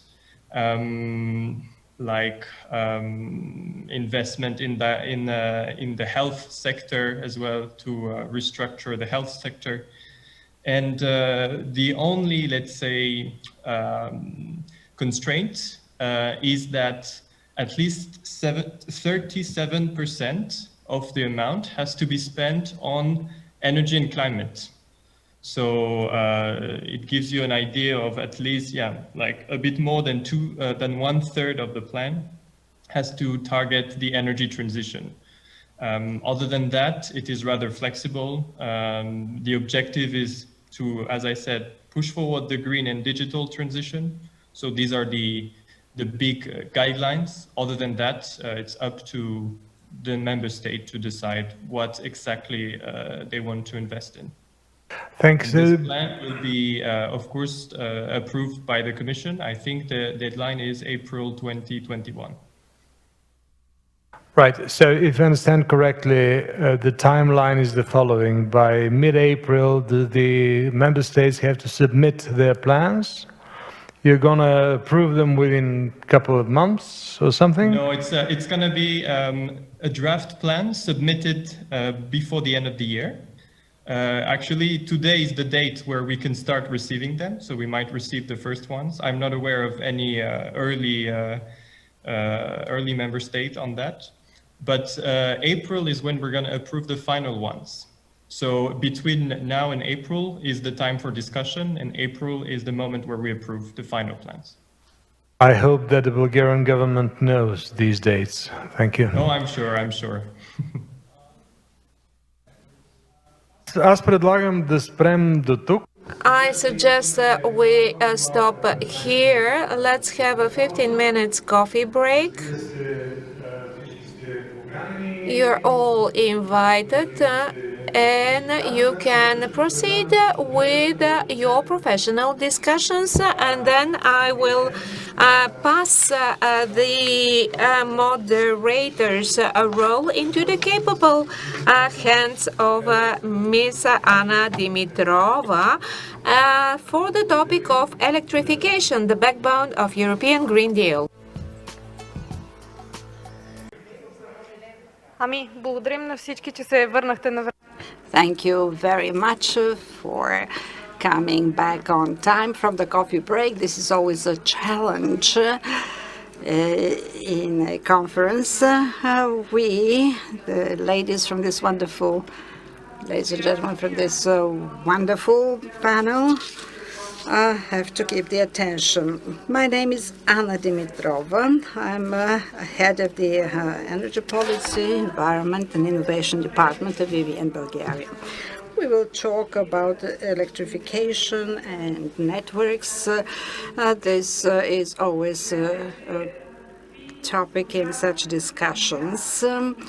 Now, we'll have to see what is the expectation in this respect as the backbone of the European Green Deal and the attainment of the goals. It is indeed a hard task, particularly in the context of our country. Yesterday, the latest report of the European Commission on the state of the Energy Union was published. One of the findings that was interesting for us was that the lowest tariffs for network services are those in Bulgaria, 25 euro per megawatt hour. This is important given the growing needs of the industry and the customers regarding the networks, both distribution and the transmission ones. Some maintenance issues or logistic issues. It is our agenda is until 5:30. We hope that we will finish by 5 o'clock. We will have a discussion at the end of the panel. I hope that the participants online will join in. Now, before we continue with our first speaker, Mr. Ivanka Diluska, a topic that is important for me and which I believe will reach you as a message from this panel is that distribution networks are expected to play a key role in the transition in the future because they are the link between the big generators and the end consumers. Without their capability of being digital and resilient, many of the benefits of technological progress may not probably reach the end users. Now, Mr. Ivanka Diluska, our first speaker, an expert that has experience for 40 years in the sector. She is involved in analysis on the economy in this sector. She is a key expert in government bodies and in NGOs, where she has worked as of today. Now for the Energy Management Institute, Mrs. Diluska is one of the founders and the first chairman of the Management Committee. Thank you. I have my presentation on screen, please. But before that, let me repeat what Slavtcho said during the first panel. The Green Deal involves not only coal, indeed, even though to us the debate is focused mostly on coal and the nuclear power plant. But today we shall discuss this other aspect, that is the distribution networks. In the European literature, you can find some very poetic definitions of the role of the distribution networks in the energy transition and in the energy policy. They are referred to as the heart of the energy policy, the backbone of the reform, the missing link of the transition, the accelerator of liberalization, and all these definitions are true, they are correct. Indeed, the distribution network will be in the center, in the heart of the energy transition, which is upcoming in the next decade, for one simple reason. If this sector does not change, can't say that the Green Deal will not happen, but it will be delayed, it will be more costly, and the results will not be as planned. Why is this so? We will discuss this point in the coming minutes.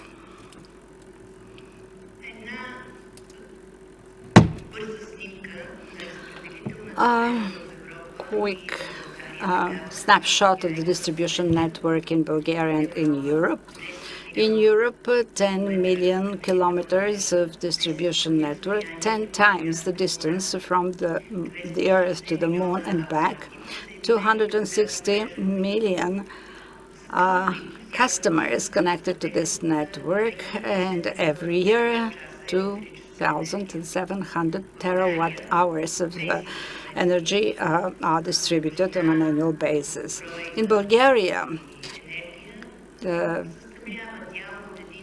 Bulgaria is 1 to 2% of the European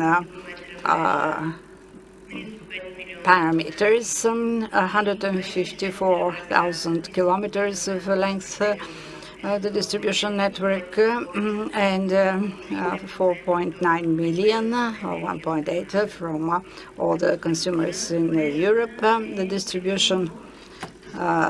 distributed energy is 26 terawatt hours. In Bulgaria, the low voltage networks is 70%, and medium voltage is 30%. In Europe, there is a small length of a high voltage network in some countries. What is its role? This is the network that connects all our households to the energy grid, as well as the business entities. They are at low and medium voltage. This is the network. A lot has been said on the Green Deal during the first panel. The Green Deal did not surprise us a lot. This is the fourth package with quite ambitious goals. We know the reason. In the European Parliament now there are more Greens than before.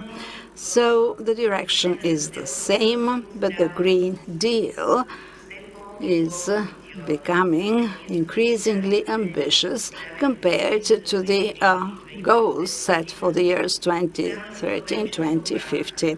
This has already been mentioned, but let me repeat once again. There is a discussion of reduction of GHG emissions compared to 1999 by 55 or 60%. This, of course, will result in conversion of all other targets in order to achieve the reduction of emissions. They will be upgraded to high levels. The target for RES will probably go up to 38 to 40. The energy efficiency target will also go up. And what matters most to us as a conclusion is that such types of higher EU targets will also entail a contribution of the Bulgarian element. So what we have planned in our National Energy and Climate Plan will have to be changed. It has to be upgraded. There is no surprise in the fourth package. You will see that each target is preceded by the words at least 30%, at least 40%, and so on. So we are moving up now. This will require a lot of funding, and we expect that by June next year there will be in place all political instruments for the attainment of these targets. These tools, these instruments have to be revised and enacted. So the network will be in this form in the next decade. But in order to be aligned with the Green Deal, it has to be changed. The distribution network has to be changed, and a lot too. If we did not have the clean package and the Green Deal, when talking about network and investments in a network and changing of the network, we would have talked only about this field which says modernization. You can see it. So the network develops in a standard way towards sustainable or stable operation, balanced supply of electricity to the people and entities, timely replacement of obsolete assets, so that the network could fulfill its major purpose to provide secure supplies of electricity. The distribution network is not actually dealing with supply. It is dealing only with distribution. Supply is separated from the functioning of the distribution network. Modernization involves change of wires, overhead lines may be replaced with underground ones if there are enough funds. If there are no funds, we're just patching up. So the development of the network depends on the funding. When we have the Green Deal, the clean package, and low carbon targets, you will see that all these other fields, elliptical fields, are also involved, because there are new requirements to the design and responsibilities of the network. It all depends on the connection of our RES, the renewable energy is expected to reach 60 to 65% in the energy mix by 2030. And 70% of these new RES will be connected to the distribution network. This means that the network will connect them, and this seems to be its only responsibility. But this is not so. When new renewable energy sources are connected to the network, it has to introduce fundamental changes in its operation and development. Why? Because the flows are dynamic. The energy is not passive. There is not just one direction of the flow from the producer to the consumer. The reverse flow also appears. There is need for local dispatching centers. That is, the network should play this part which the transmission operator has been performing so far. The operation of the network and the balancing of the loads of generation and consumption becomes a serious challenge. What should be done to secure the supplies? There should be facilities to store energy that will allow the network to maintain, the local distribution networks to maintain at any point of time the balance between generation and consumption. It is also necessary that another potential should be used to balance the reliability of the network, and this is the management of consumption. it is expected that there will be active participation of the consumers in the management of the system, which would entail optimization in the development of the network. This can be easily explained. If the forecast of the network becomes difficult because of these variable loads that are connected. Investing automatically only in new capacity becomes very costly. But if the consumers are used in managing the charges, the loads, if they just shift their consumption from the peak time to off-peak time, then the network can develop in a much cheaper way. So consumption management is very important, and it is in this field which says resilience. This is the flexible way in which this network will develop in the future. Next comes electrification. What does electrification mean? We're talking about the electrification of transport. That is the introduction of e-vehicles. We electrify households instead of stoves, for example. Thermal pumps may be introduced with clean energy, of course. So we come to the issue of digitalization.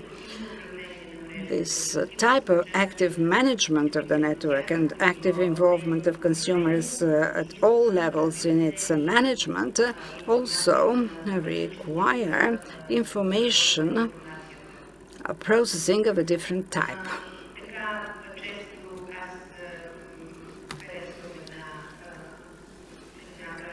I like a phrase along these lines, namely that for the distribution networks, the information flows become not less important than the energy flows, given the new appearance of the new design of the network. For the network to implement its goals and connect all new centralized RESs, it has to change its behavior and its mode of development. And this has to happen within a very short period of time. When we are discussing all this, we should not forget the smart metering systems. The network will become smarter, but for the consumers to be able to participate actively in these new types of services and network management, they should have smart measuring systems or devices that will show their consumption on an hourly basis. And if they reduce their consumption due to needs of the network, they should be remunerated for that. So we're closing all these elliptical fields, and we can see that for the distribution network to enhance and not impede the attainment of the Green Deal goals, it should become more digitalized. It should be managed in a more flexible way. There should be enough charging devices and charging stations so that people can be encouraged to buy e-vehicles. Thus, we can understand what the expectations vis-à-vis the network are. Let me add here that in the Bulgarian national plan, the part of RES in the energy mix is twice smaller than in the rest of Europe. So in Bulgaria, we will not have that big pressure compared to other countries. Out of all the renewable energy sources planned until 2030, the decentralized generation, photovoltaics are prevalent. As the International Energy Agency say, sun is the new king of generation. So in Bulgaria, in the Bulgarian plan, small photovoltaic capacities are planned to be connected, including domestic generation. It will be stimulated financially, and they will be connected to our distribution network. So we can see that the future is clear. What the percentages, the rates will be, this will not change the direction. The point is where we should start with changing the network. The changes are obligatory. The network is a natural monopoly. The revenue is set by the regulator, and this is done on the basis of the political goals in the energy sector in the country. So we have to point out that the distribution network in the coming decade is decided not by the other member states, but by Bulgaria and by our regulator, the Energy and Water Regulatory Commission. Where should changes start? They should start with changing the regulatory approach in order to attain changes in the networks in the years to come. A new regulatory approach is necessary. We will not discuss this because shortage of time, but it's very important for the regulator to be proactive. It should set goals and requirements to the companies. It should determine the remuneration in line with the goals and requirements, and thus it can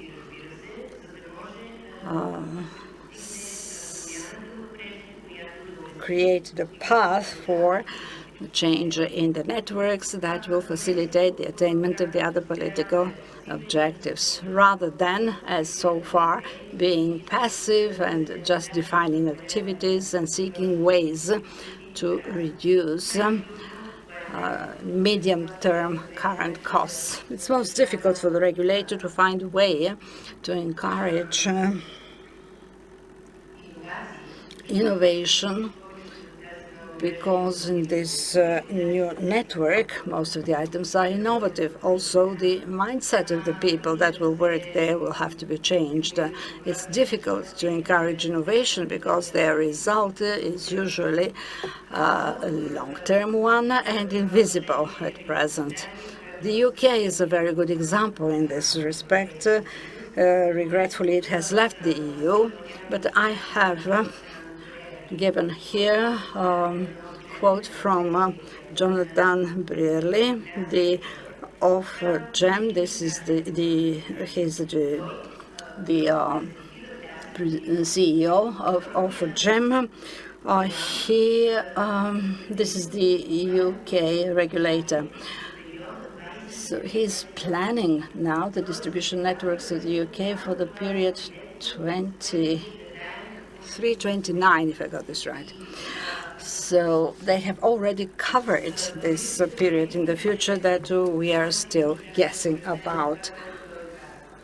He mentioned three very important things. First, he assesses that the distribution network is at the forefront in the activity of emission reduction. This is also included in the political documents of the government. But for this to happen, he says, it is vital that these networks should get sufficient investments. Otherwise, it is not possible for these changes that we are referring to be achieved. Then the goals, the objectives, what are they? They are that green streets should get green, households should get green, and households should be able to buy electric vehicles. So you can see how the regulator sets the development goals of the network so that it can support the transformations, the changes.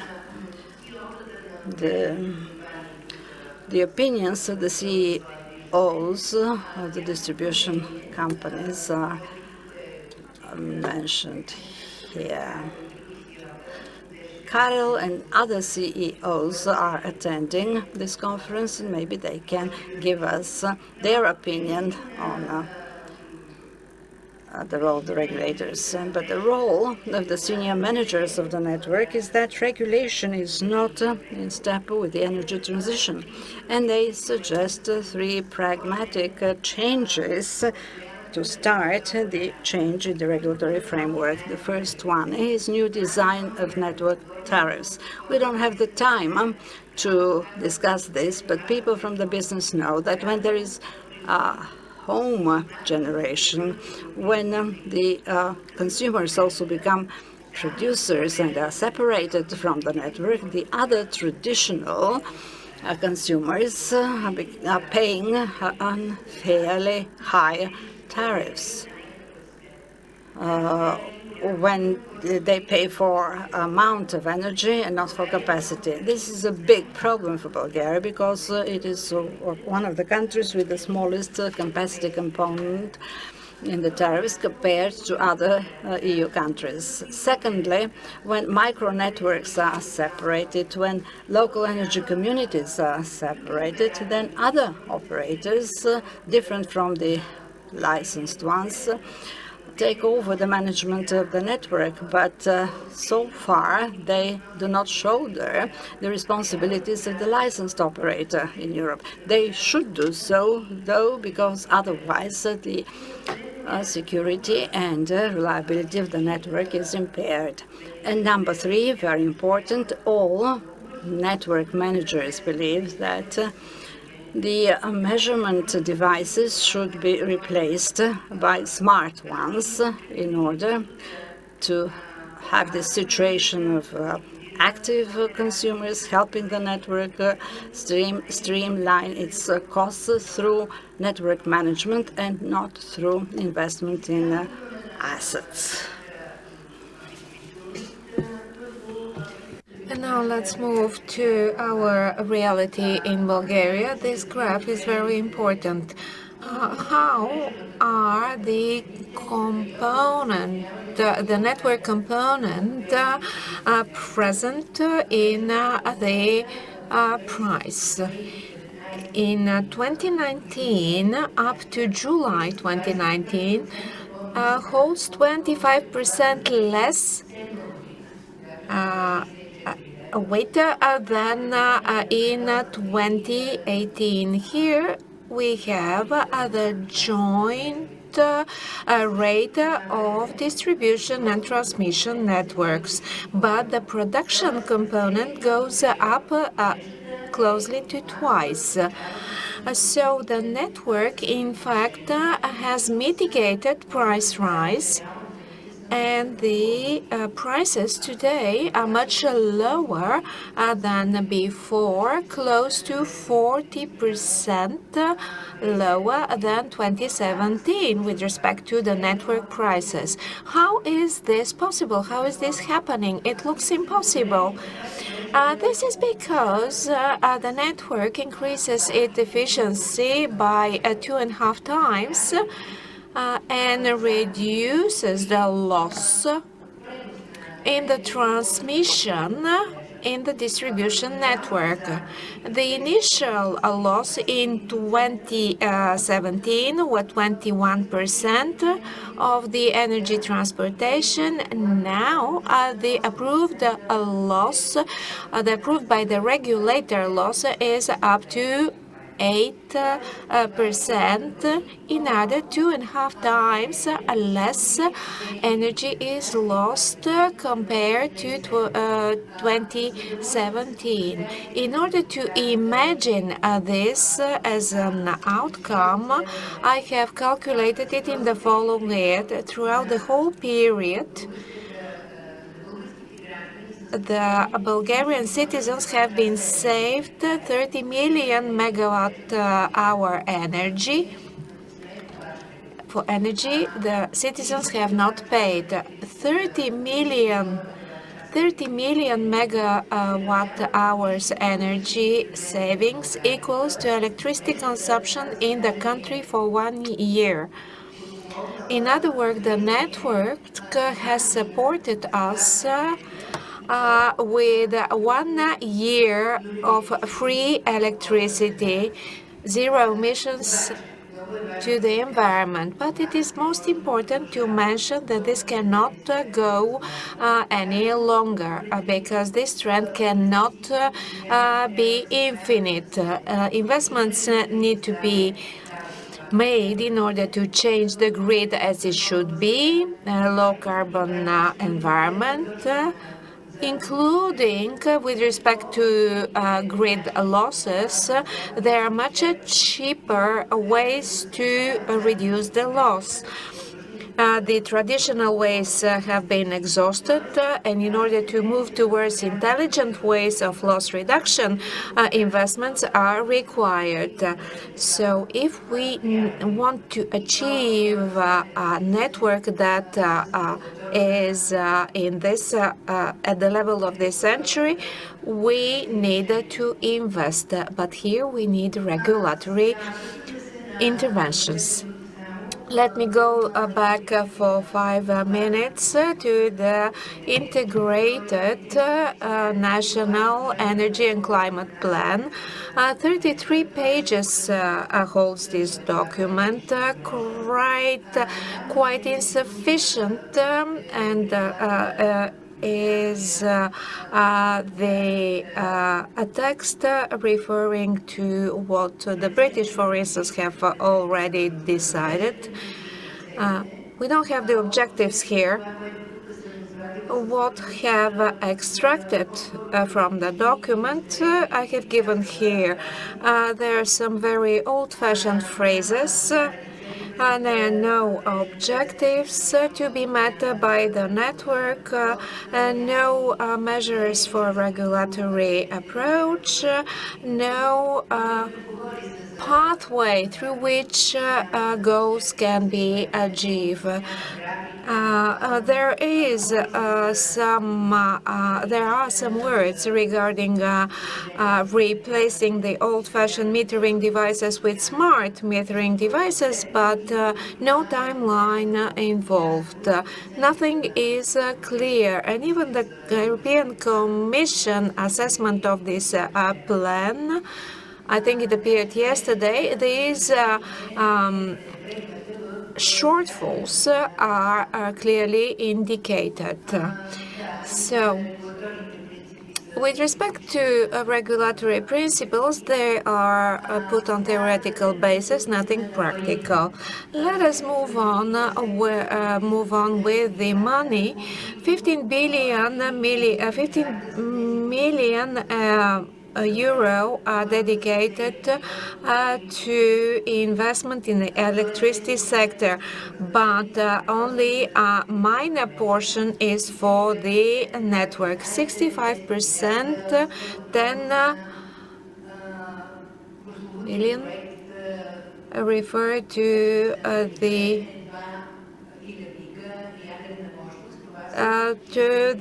nuclear capacity, to the new nuclear capacity. Only 5% are dedicated to combined generation and storage, energy storage. This, from money perspective, this pie chart clearly indicates government's views, which is not very promising for the network electricity network. And here what you can see is my calculation, personal calculation, done of course with the support of EMI expert. The distribution network invested in average 108 million. For this 10-year period,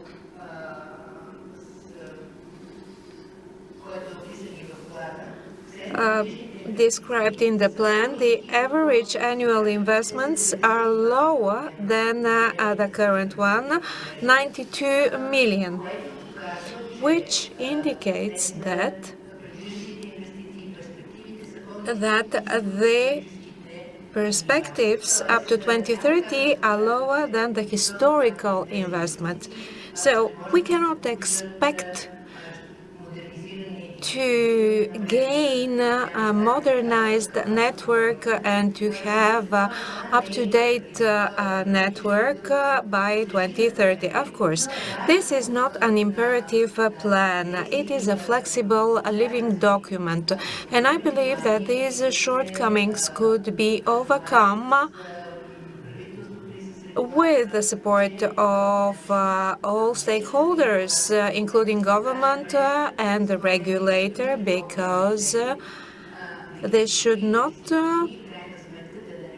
stop us from achieving the basic goals of the countries in the energy area. Thank you very much for being so specific, Ms. Dilovska. There is a question, and I plan to ask you right away. I don't believe that Commission representatives or Ministry of Energy representatives are still listening to us, because actually these presentations are meant for them to learn. A question raised by Vista about the energy communities you mentioned. Who would invest in them, according to you, and how would they be regulated in view of the exclusive regional licenses existing currently? Energy communities are part of the fourth package, and they allow for a group of people initiating communities that generate, transmit, and use energy for themselves and to sell it. When the group is larger, there will be savings, and the price and the costs will be lower for managing for all the components involved in pricing. In other words, it will be cheaper to use electricity, and it will be more feasible for the communities. The clean energy package allows for existence of such communities. It is regulated. But here in Bulgaria, we don't have the necessary national legislation.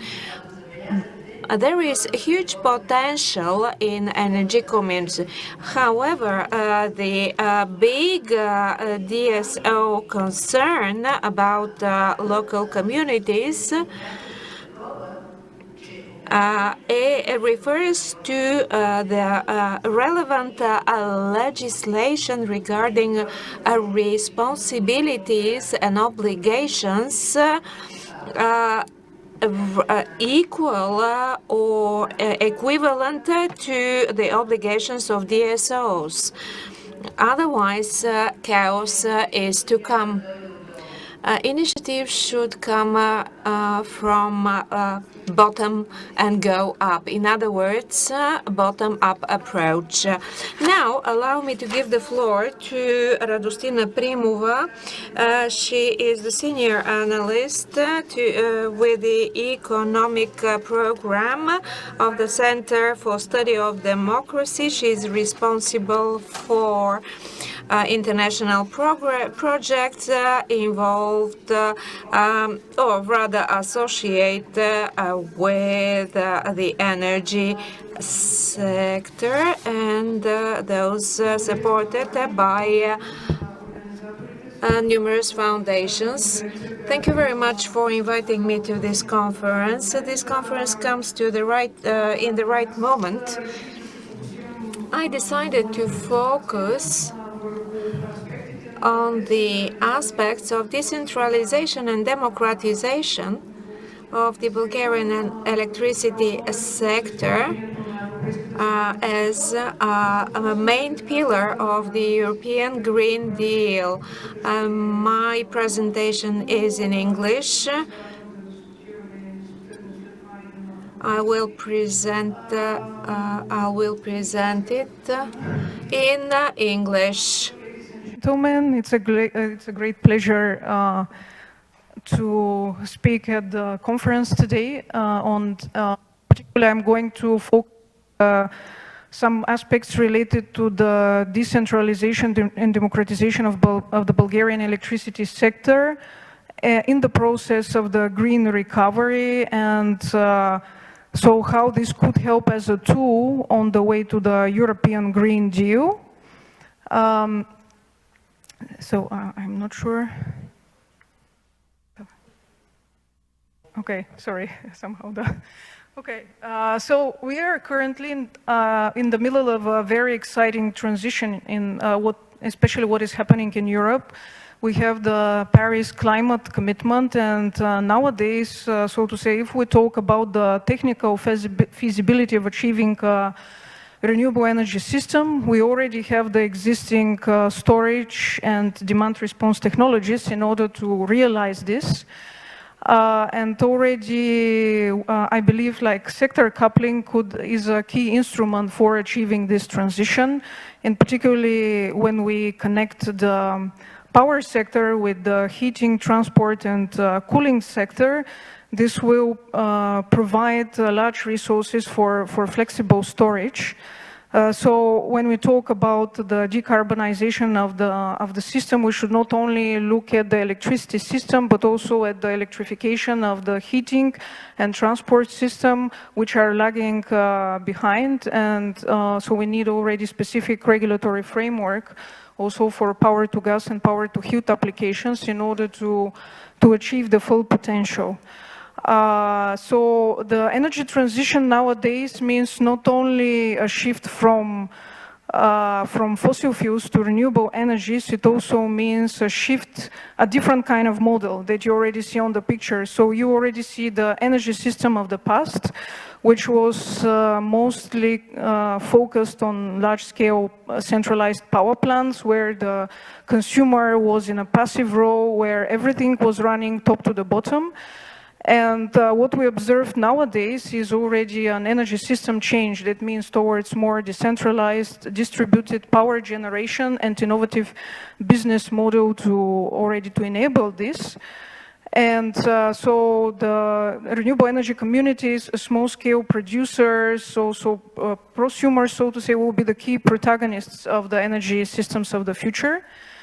And we can already see that especially the current renewable energy directive that needs to be transposed till next year is a game changer in that respect, because for the first time in history it gives a specific legal definition and a set of rights for the renewable energy communities, so to say, the right to produce, sell, store electricity, the right to access different energy markets, and also to enter into peer-to-peer trading and sharing agreements. Yes.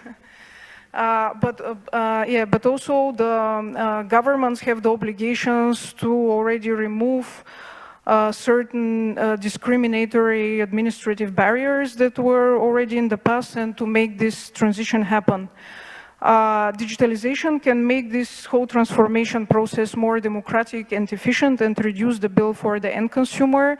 However, the energy system of the future would require already a higher degree of communication and interaction between already the demand, the generation, the storage, and also the grid in order to ensure this kind of grid stability, which was mentioned, and digitalization is already the key to this process. The problem is that key energy infrastructure today is not digitalized yet, and this is something like, this process resembles like already the internet technologies in the past before the emergence of the personal computer. Currently, we already have billing system and digital platforms, but they're reserved only for large energy corporations, and so that the consumers are already barred from access to these digital platforms nowadays. However, it could be, digitalization could be a tool already for making the system more democratic. So we already see Delft already, what is the potential for decentralized power generation?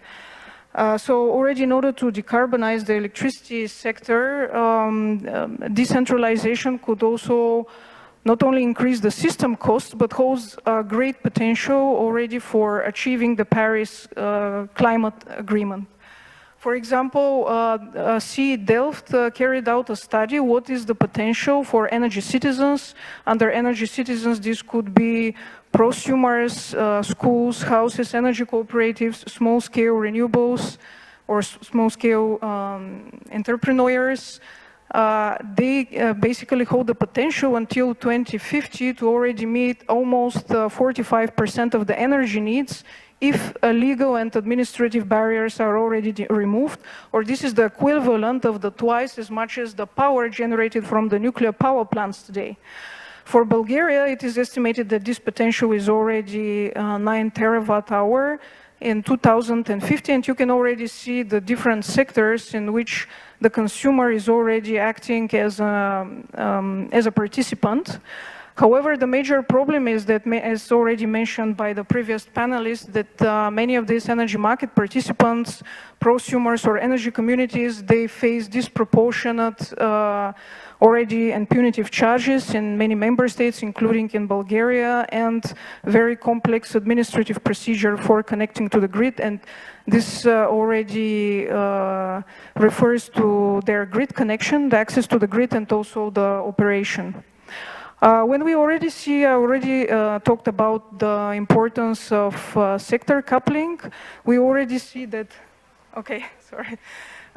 We already see, like, if we apply smart charging, and I here focus on the word smart, and if we put 5 million electric vehicles on the street, this can already generate 110 gigawatts of savings, which could reduce also the system costs.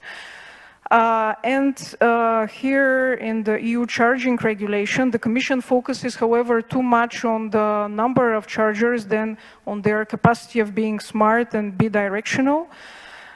This is already a potential that the mobility sector holds with the electric vehicles charger in terms of acting as a source of flexible storage. And we see that when we already converged electricity grids and transport networks, this charge control becomes even more effective.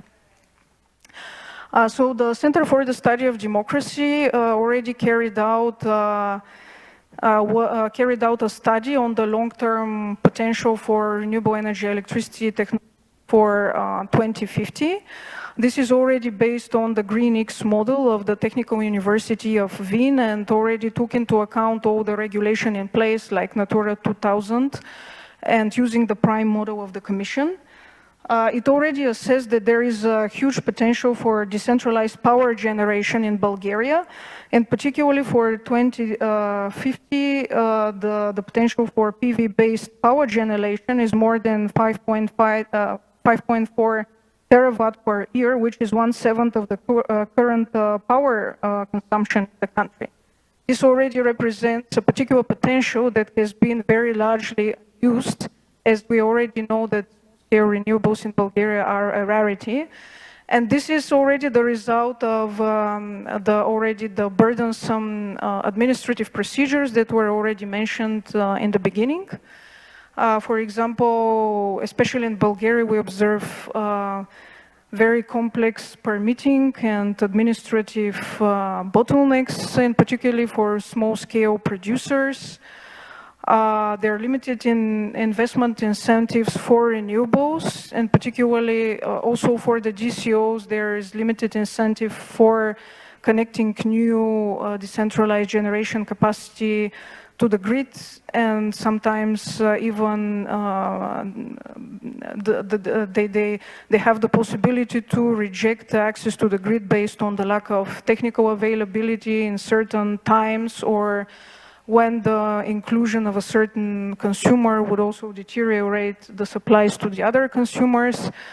Well, if you already sum up all the taxes and administrative charges that that a prosumer needs to pay in order to connect a PV facility to the grid and also to exploit this facility, many times this already exceeds the net income from the selling of the electricity to the grid already, which is a huge disincentive already for small-scale consumers in order to already to be involved in self-consumption. One of the big problems is also the lack of incentives, or in some cases the wrong incentives leading to market distortion. For example, the lack of preferential loans for green energy, or the high capital costs already, which I think I already mentioned, the outdated grid regulation, which is not keeping up with the technological innovation of the system. And also a big problem is also the weak demand side flexibility. As we can see, flexibility markets will play a major role in the future for managing this variable supply. And in many European countries, they're either non-existent or very limited. And even in these countries where we have flexibility markets, they have a very short-term visibility on the cash flows.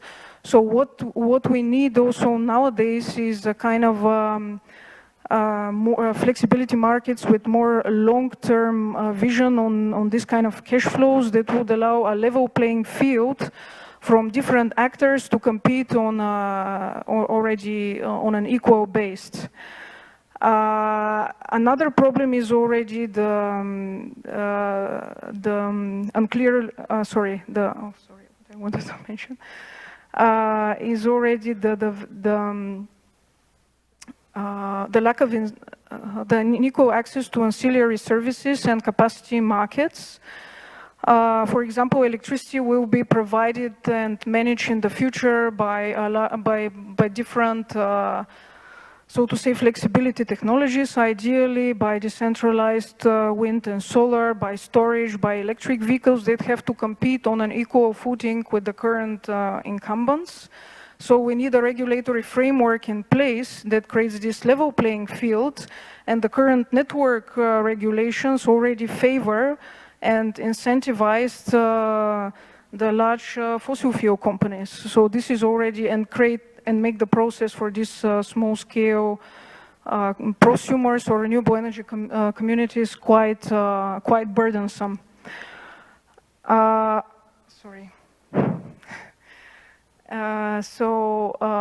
It's already another big issue is the energy poverty in Bulgaria.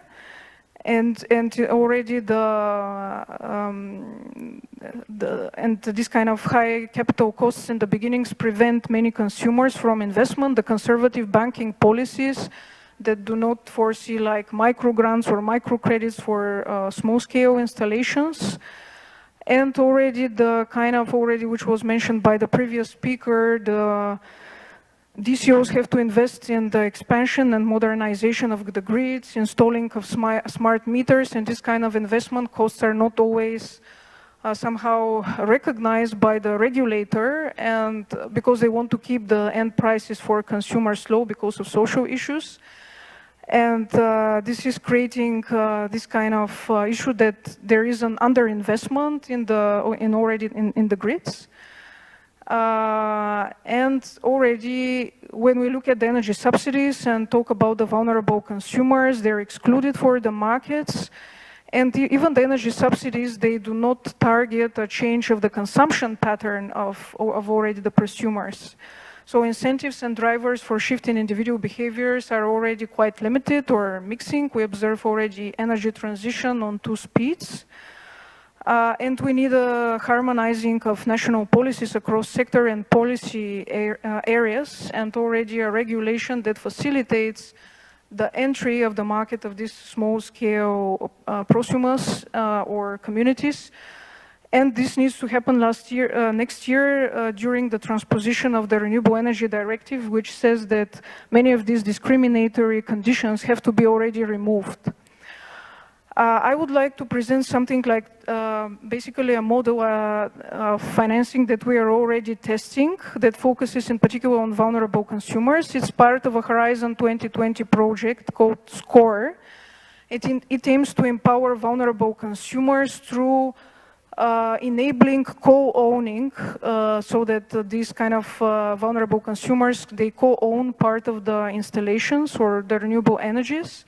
And in this way, these things would tackle the energy poverty. It is called Consumer Stock Ownership Plan. And it's basically a renewable energy community. However, the distinctive feature compared to another renewable energy cooperative here is the operating company that acts as an intermediator. It brings numerous benefits. For example, it allows co-investments and is open to investments from municipalities and also from commercial actors. This operating company carries the liability. So you have the setup of a trusteeship that represents the consumers as already shareholders and helps to pool investments and facilitates the day-to-day management already of the investments and daily operations, so that consumers that do not have the expertise could also get involved. They could get access to external funding, because if you pool many small consumers together, you kind of negotiate better investment conditions already, and it is already in line with the current, the new market rules, the EU market rules, and also the Renewable Energy Directive. It also reduces the risk for consumers. I already enumerated some of the advantages. It has a short amortization period, and the responsibility of single investors is limited. Once this kind of loan, so basically the trustee or the operating company can negotiate a loan. Once this loan is paid back, the profits are distributed among the participants, which is proportional to their investments. It's not like a renewable energy cooperative when it is one member, one voice. However, the weight here is dependent on the investments. And already it leads to, it incentivizes energy efficiency. It already has the potential for behavioral changes. And it is a model we're currently testing in different pilot cities. We have pilot cities in different European countries which are involved. Germany as a pioneering country, like the municipality of Essen. We already have the Susa Valley in Italy, the Slusk municipality in Poland, and Litomerice in the Czech Republic. So the idea is that we have already found in this country, also through our partners, already an existing renewable energy community project that is extended also to kind of local participation. And to local involvement of different consumers, of citizens at local level, and we are trying to find how this basically funding mechanism would work. Something I wanted to mention, how this thing could be incentivized, or the communities could be incentivized in the future. More community-based criteria could be included in public tenders or in bidding. This is already done in other countries. For example, in Denmark, since the Renewable Energy Act 2009, there is the requirement that when there is a public tender for wind energy, so 20% of the investment should be locally based, and also in Belgium there is a similar requirement for public tenders. So including this kind of community-based criteria in bidding could provide a requirement for this kind of local involvement. And then because we talked in terms of funding, additional instrument for this is Article 25 of the regulation currently for the European Regional and Cohesion Funds. It focuses a lot on locally led initiatives, which could provide through the operational program possibility for providing funding for this project. And this way, vulnerable consumers would be empowered. They will take an active role in the market. And this would lead to decreasing of the system costs. They can have a second income. So more of these kind of innovative schemes should be introduced in the future. Thank you very much for the attention. Thank you very much, Радост. Отново доста така послания за... Thank you very much indeed. We have heard very important messages to the regulators and the lawmakers regarding the needs of the consumers and the regulatory principles that need to be altered. In fact, there is a need not only for the end users to participate in the management, but also there should be a balance that will ensure affordability of the service, because otherwise the end users, the end consumers may not be able to make use of the innovative decisions.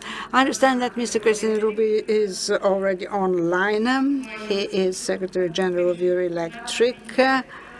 Eurelectric is an ex-boss of mine. I'm happy that he will be able to join us and tell us about the prospects.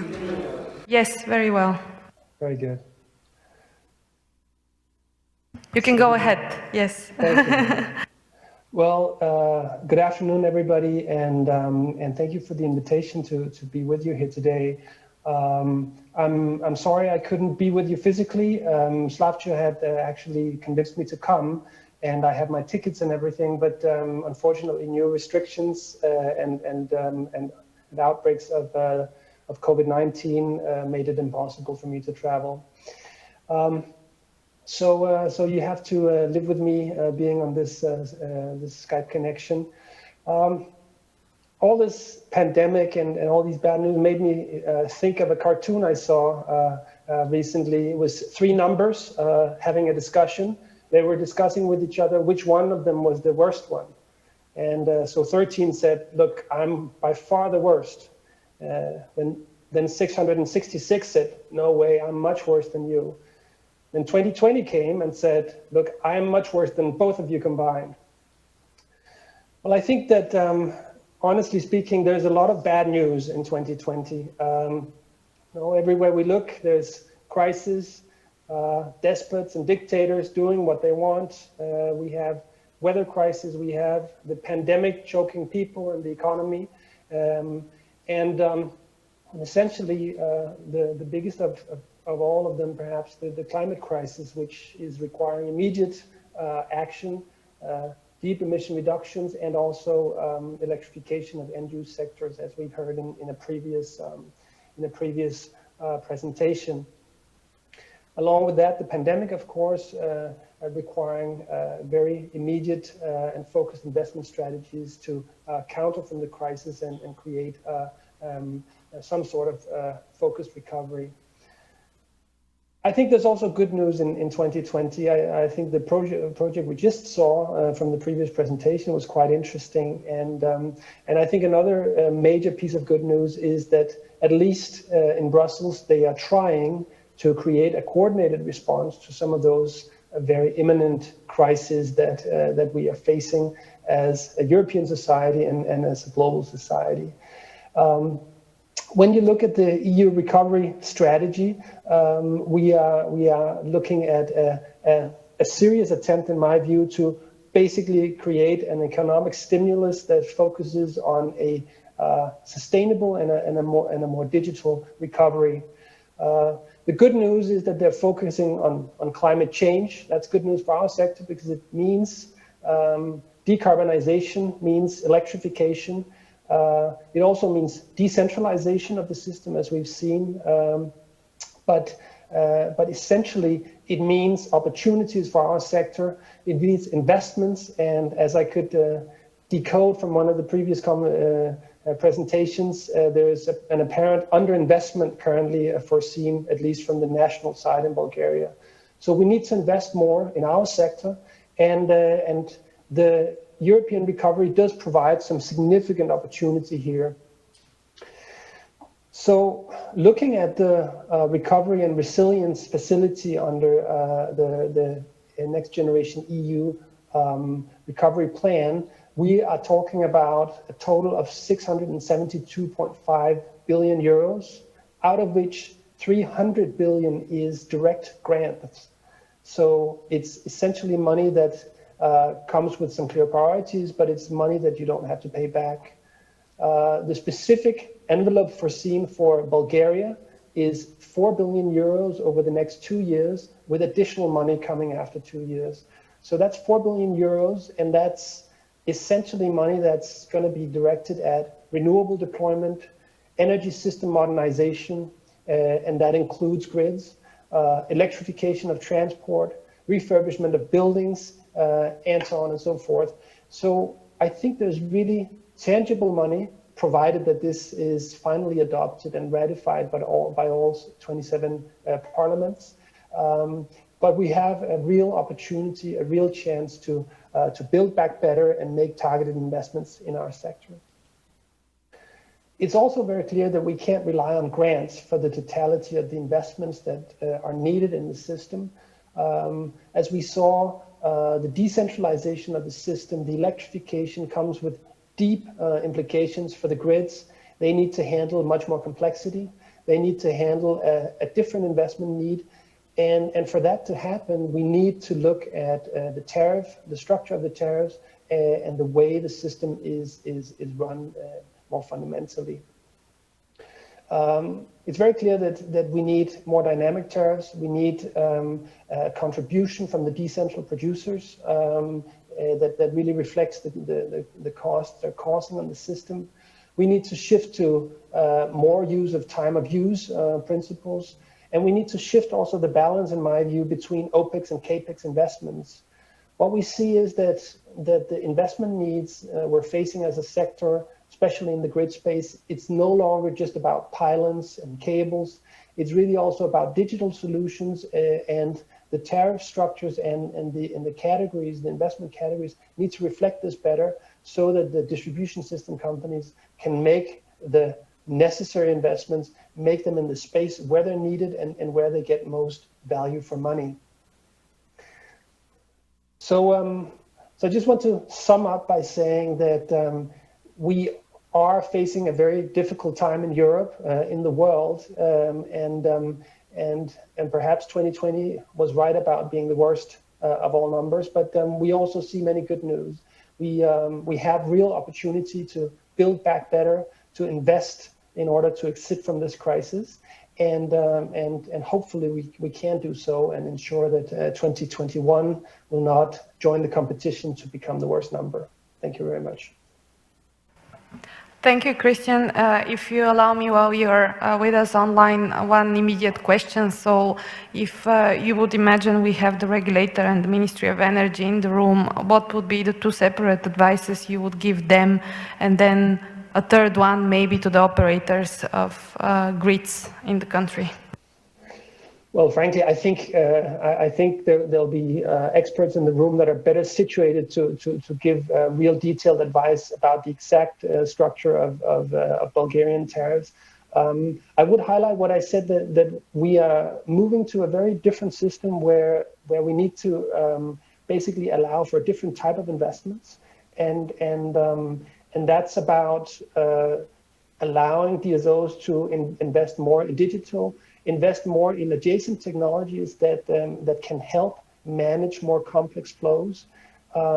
So how you exactly do that and what exact tweaks need to be made, I think some other people may be better at judging.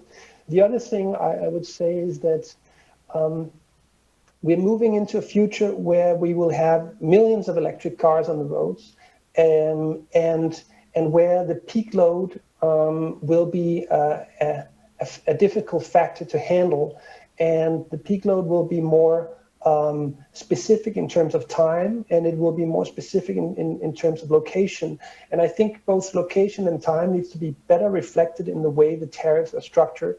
And I think that can help ultimately create a system of remuneration for the grids that is better suited for the reality we're moving into.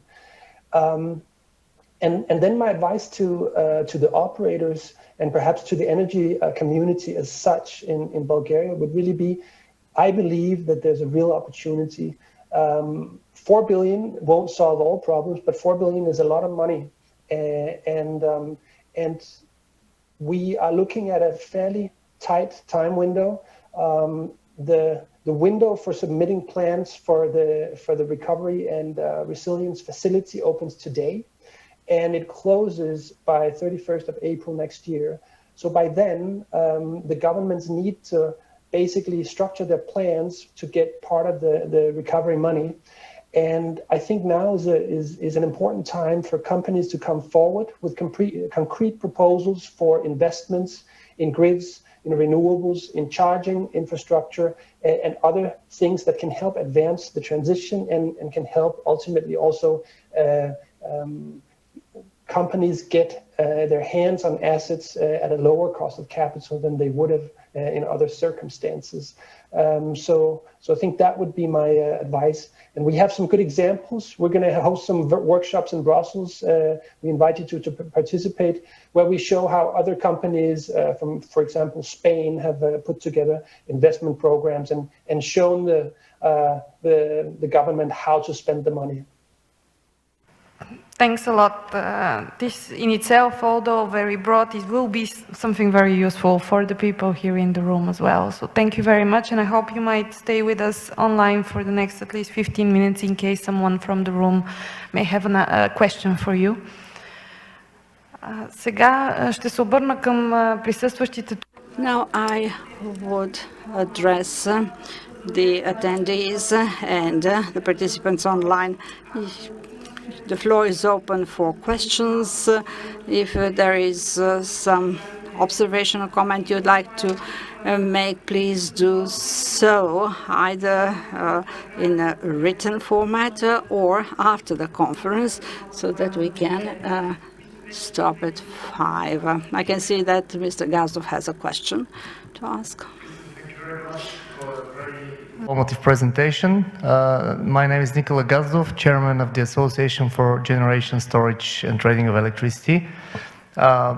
One question, so we discussed today the topic of energy communities, and yesterday there was a meeting at the parliament where the question of industrial zones and closed distribution systems was discussed, and there seems to be a conflict between those. So can you maybe address the topic of, let's say, regional licenses of distribution companies and energy communities, how this could work together and not be in conflict? And then maybe what you mentioned about location and time is a very interesting solution for charging of electric vehicles and local generation of electricity, which again kind of fits into that perspective. So fun fact, if you buy local grocery, maybe it's a bit more expensive than if you buy the mass product, but it should be the other way around, probably with locally generated electricity, which doesn't even go that far away to the distribution level and stays within a certain quarter in the city or just in certain area. If that can be digitally, let's say, certified via blockchain or another technology, would that be also kind of going in the direction of modernizing the grid and the distribution, the connection of distribution companies to consumers, prosumers? Thanks. I don't know the specific situation you're talking about with conflicts between, let's say, disconnected grids, and how do we make those two worlds work together. So I don't know the specific context, but I know that this is something that's very much on the, let's say, of course, on the mind of distribution system operators. I think what Brussels tried with the clean energy package was to strike a compromise between, on the one hand, the need to be able to run a system in a cost-effective manner and to avoid that the bigger distribution grids become like a big cheese with holes in it, and ultimately that the efficiency and the ability to operate in a smooth manner is undermined by let's say, smaller grids breaking out everywhere. On the other hand, I think it's also clearly a priority to allow for energy communities to establish themselves and run operations. I think the compromises we've struck in the clean energy package are a good first step to help this, let's say, emerge in a balanced manner. With regard to the to the locational signals and also the time of use signals, what I meant with locational signals is not only aimed at, let's say, being able to determine where does the generation come from. It's also very much to say, well, if you are, let's say, imagine the city center in the middle of the day where a lot of cars come in and would like to charge, then actually you might want to have a premium on energy use, or you want to raise the price just a little bit in order to create an incentive for people, or at least also reflect the costs of what it costs to basically run the system at higher peak load. So that's also part of it. Of course, there's also the dimension that you point to, which is about ensuring a higher level of transparency and granularity in the way we are able to determine the origin of electricity that we consume. I think this is an area that really deserves some additional developments. We have explored the avenue with blockchain, and I think this can be used in let's say, currently it's being used in small energy community contexts. We're yet to see the emergence of big systems that really make a difference. I believe that this will be an area where there will be an increased demand in future, also from big corporates that want to know exactly what kind of energy they're using at all times. In fact, we're working with Google and Microsoft on the issue of 24/7 renewables, a 24/7 renewable grid. They want this, they specifically demand this because they want to show their consumers your cloud is green and we always have renewable energy. So they want to find out a way to do this, and we've engaged with them to try to see how can we create a digital model that could do that for us. Could AI be an enabler here, and what combination of different technologies could bring us there to create a digital optimization system. So I think this is something that we'll hear much more about in the future, eventually perhaps also see the emergence of a European-wide solution for this problem, but it's probably a few years into the future. I hope that replies to your question. Absolutely. Thanks a lot. Имаме ли още въпроси от залата? Are there any more questions from the floor? I'll ask a question to our speakers, including Christian, with the clean package, with the clean energy package and what we see as national policy. There is an enhancement of the conflict between decentralization and the centralization of generation. And the goal of enhancing the networks. So in both directions, we need investments as they are presented in the clean package, in the clean energy package, and as the consumers and the businesses need them. Do you think that this conflict can delay the transition? We are kind of not aware which way we are going, and this introduces confusion in the network as to what the right regulatory and legal instruments are in this respect. I wouldn't say that this is a conflict. It's more of a lack of clarity as to the direction in which we are to move. In all cases, we need to clarify this point. If we're talking about the network and the investments needed for it, indeed, it would be quite different if there would be no decentralized generation, and it would be of a different type if it is there. So we do need, indeed, to specify clearly in the political documents what direction we will pursue. And then the regulator should translate these political goals into goals to be included in the business plans of the companies. Otherwise, there will be confusion. The lack of clarity is not only in this respect. From this point onwards, there will be also lack of clarity or confusion. We're talking about energy storage, but who is going to create the energy storage facilities? This is not the network operator. The network operator will operate these facilities and not create them. If there is no interest on the part of third parties, then the operator will have to interfere. Hence the big issue of lack of depth of everything we are doing. There are no deep-going measures after assessment of the impact of one, let's say, development scenario or another one. Also, how will the data of the distribution operators be processed? This is also a valid or relevant issue. So I wouldn't say that there is lack of clarity.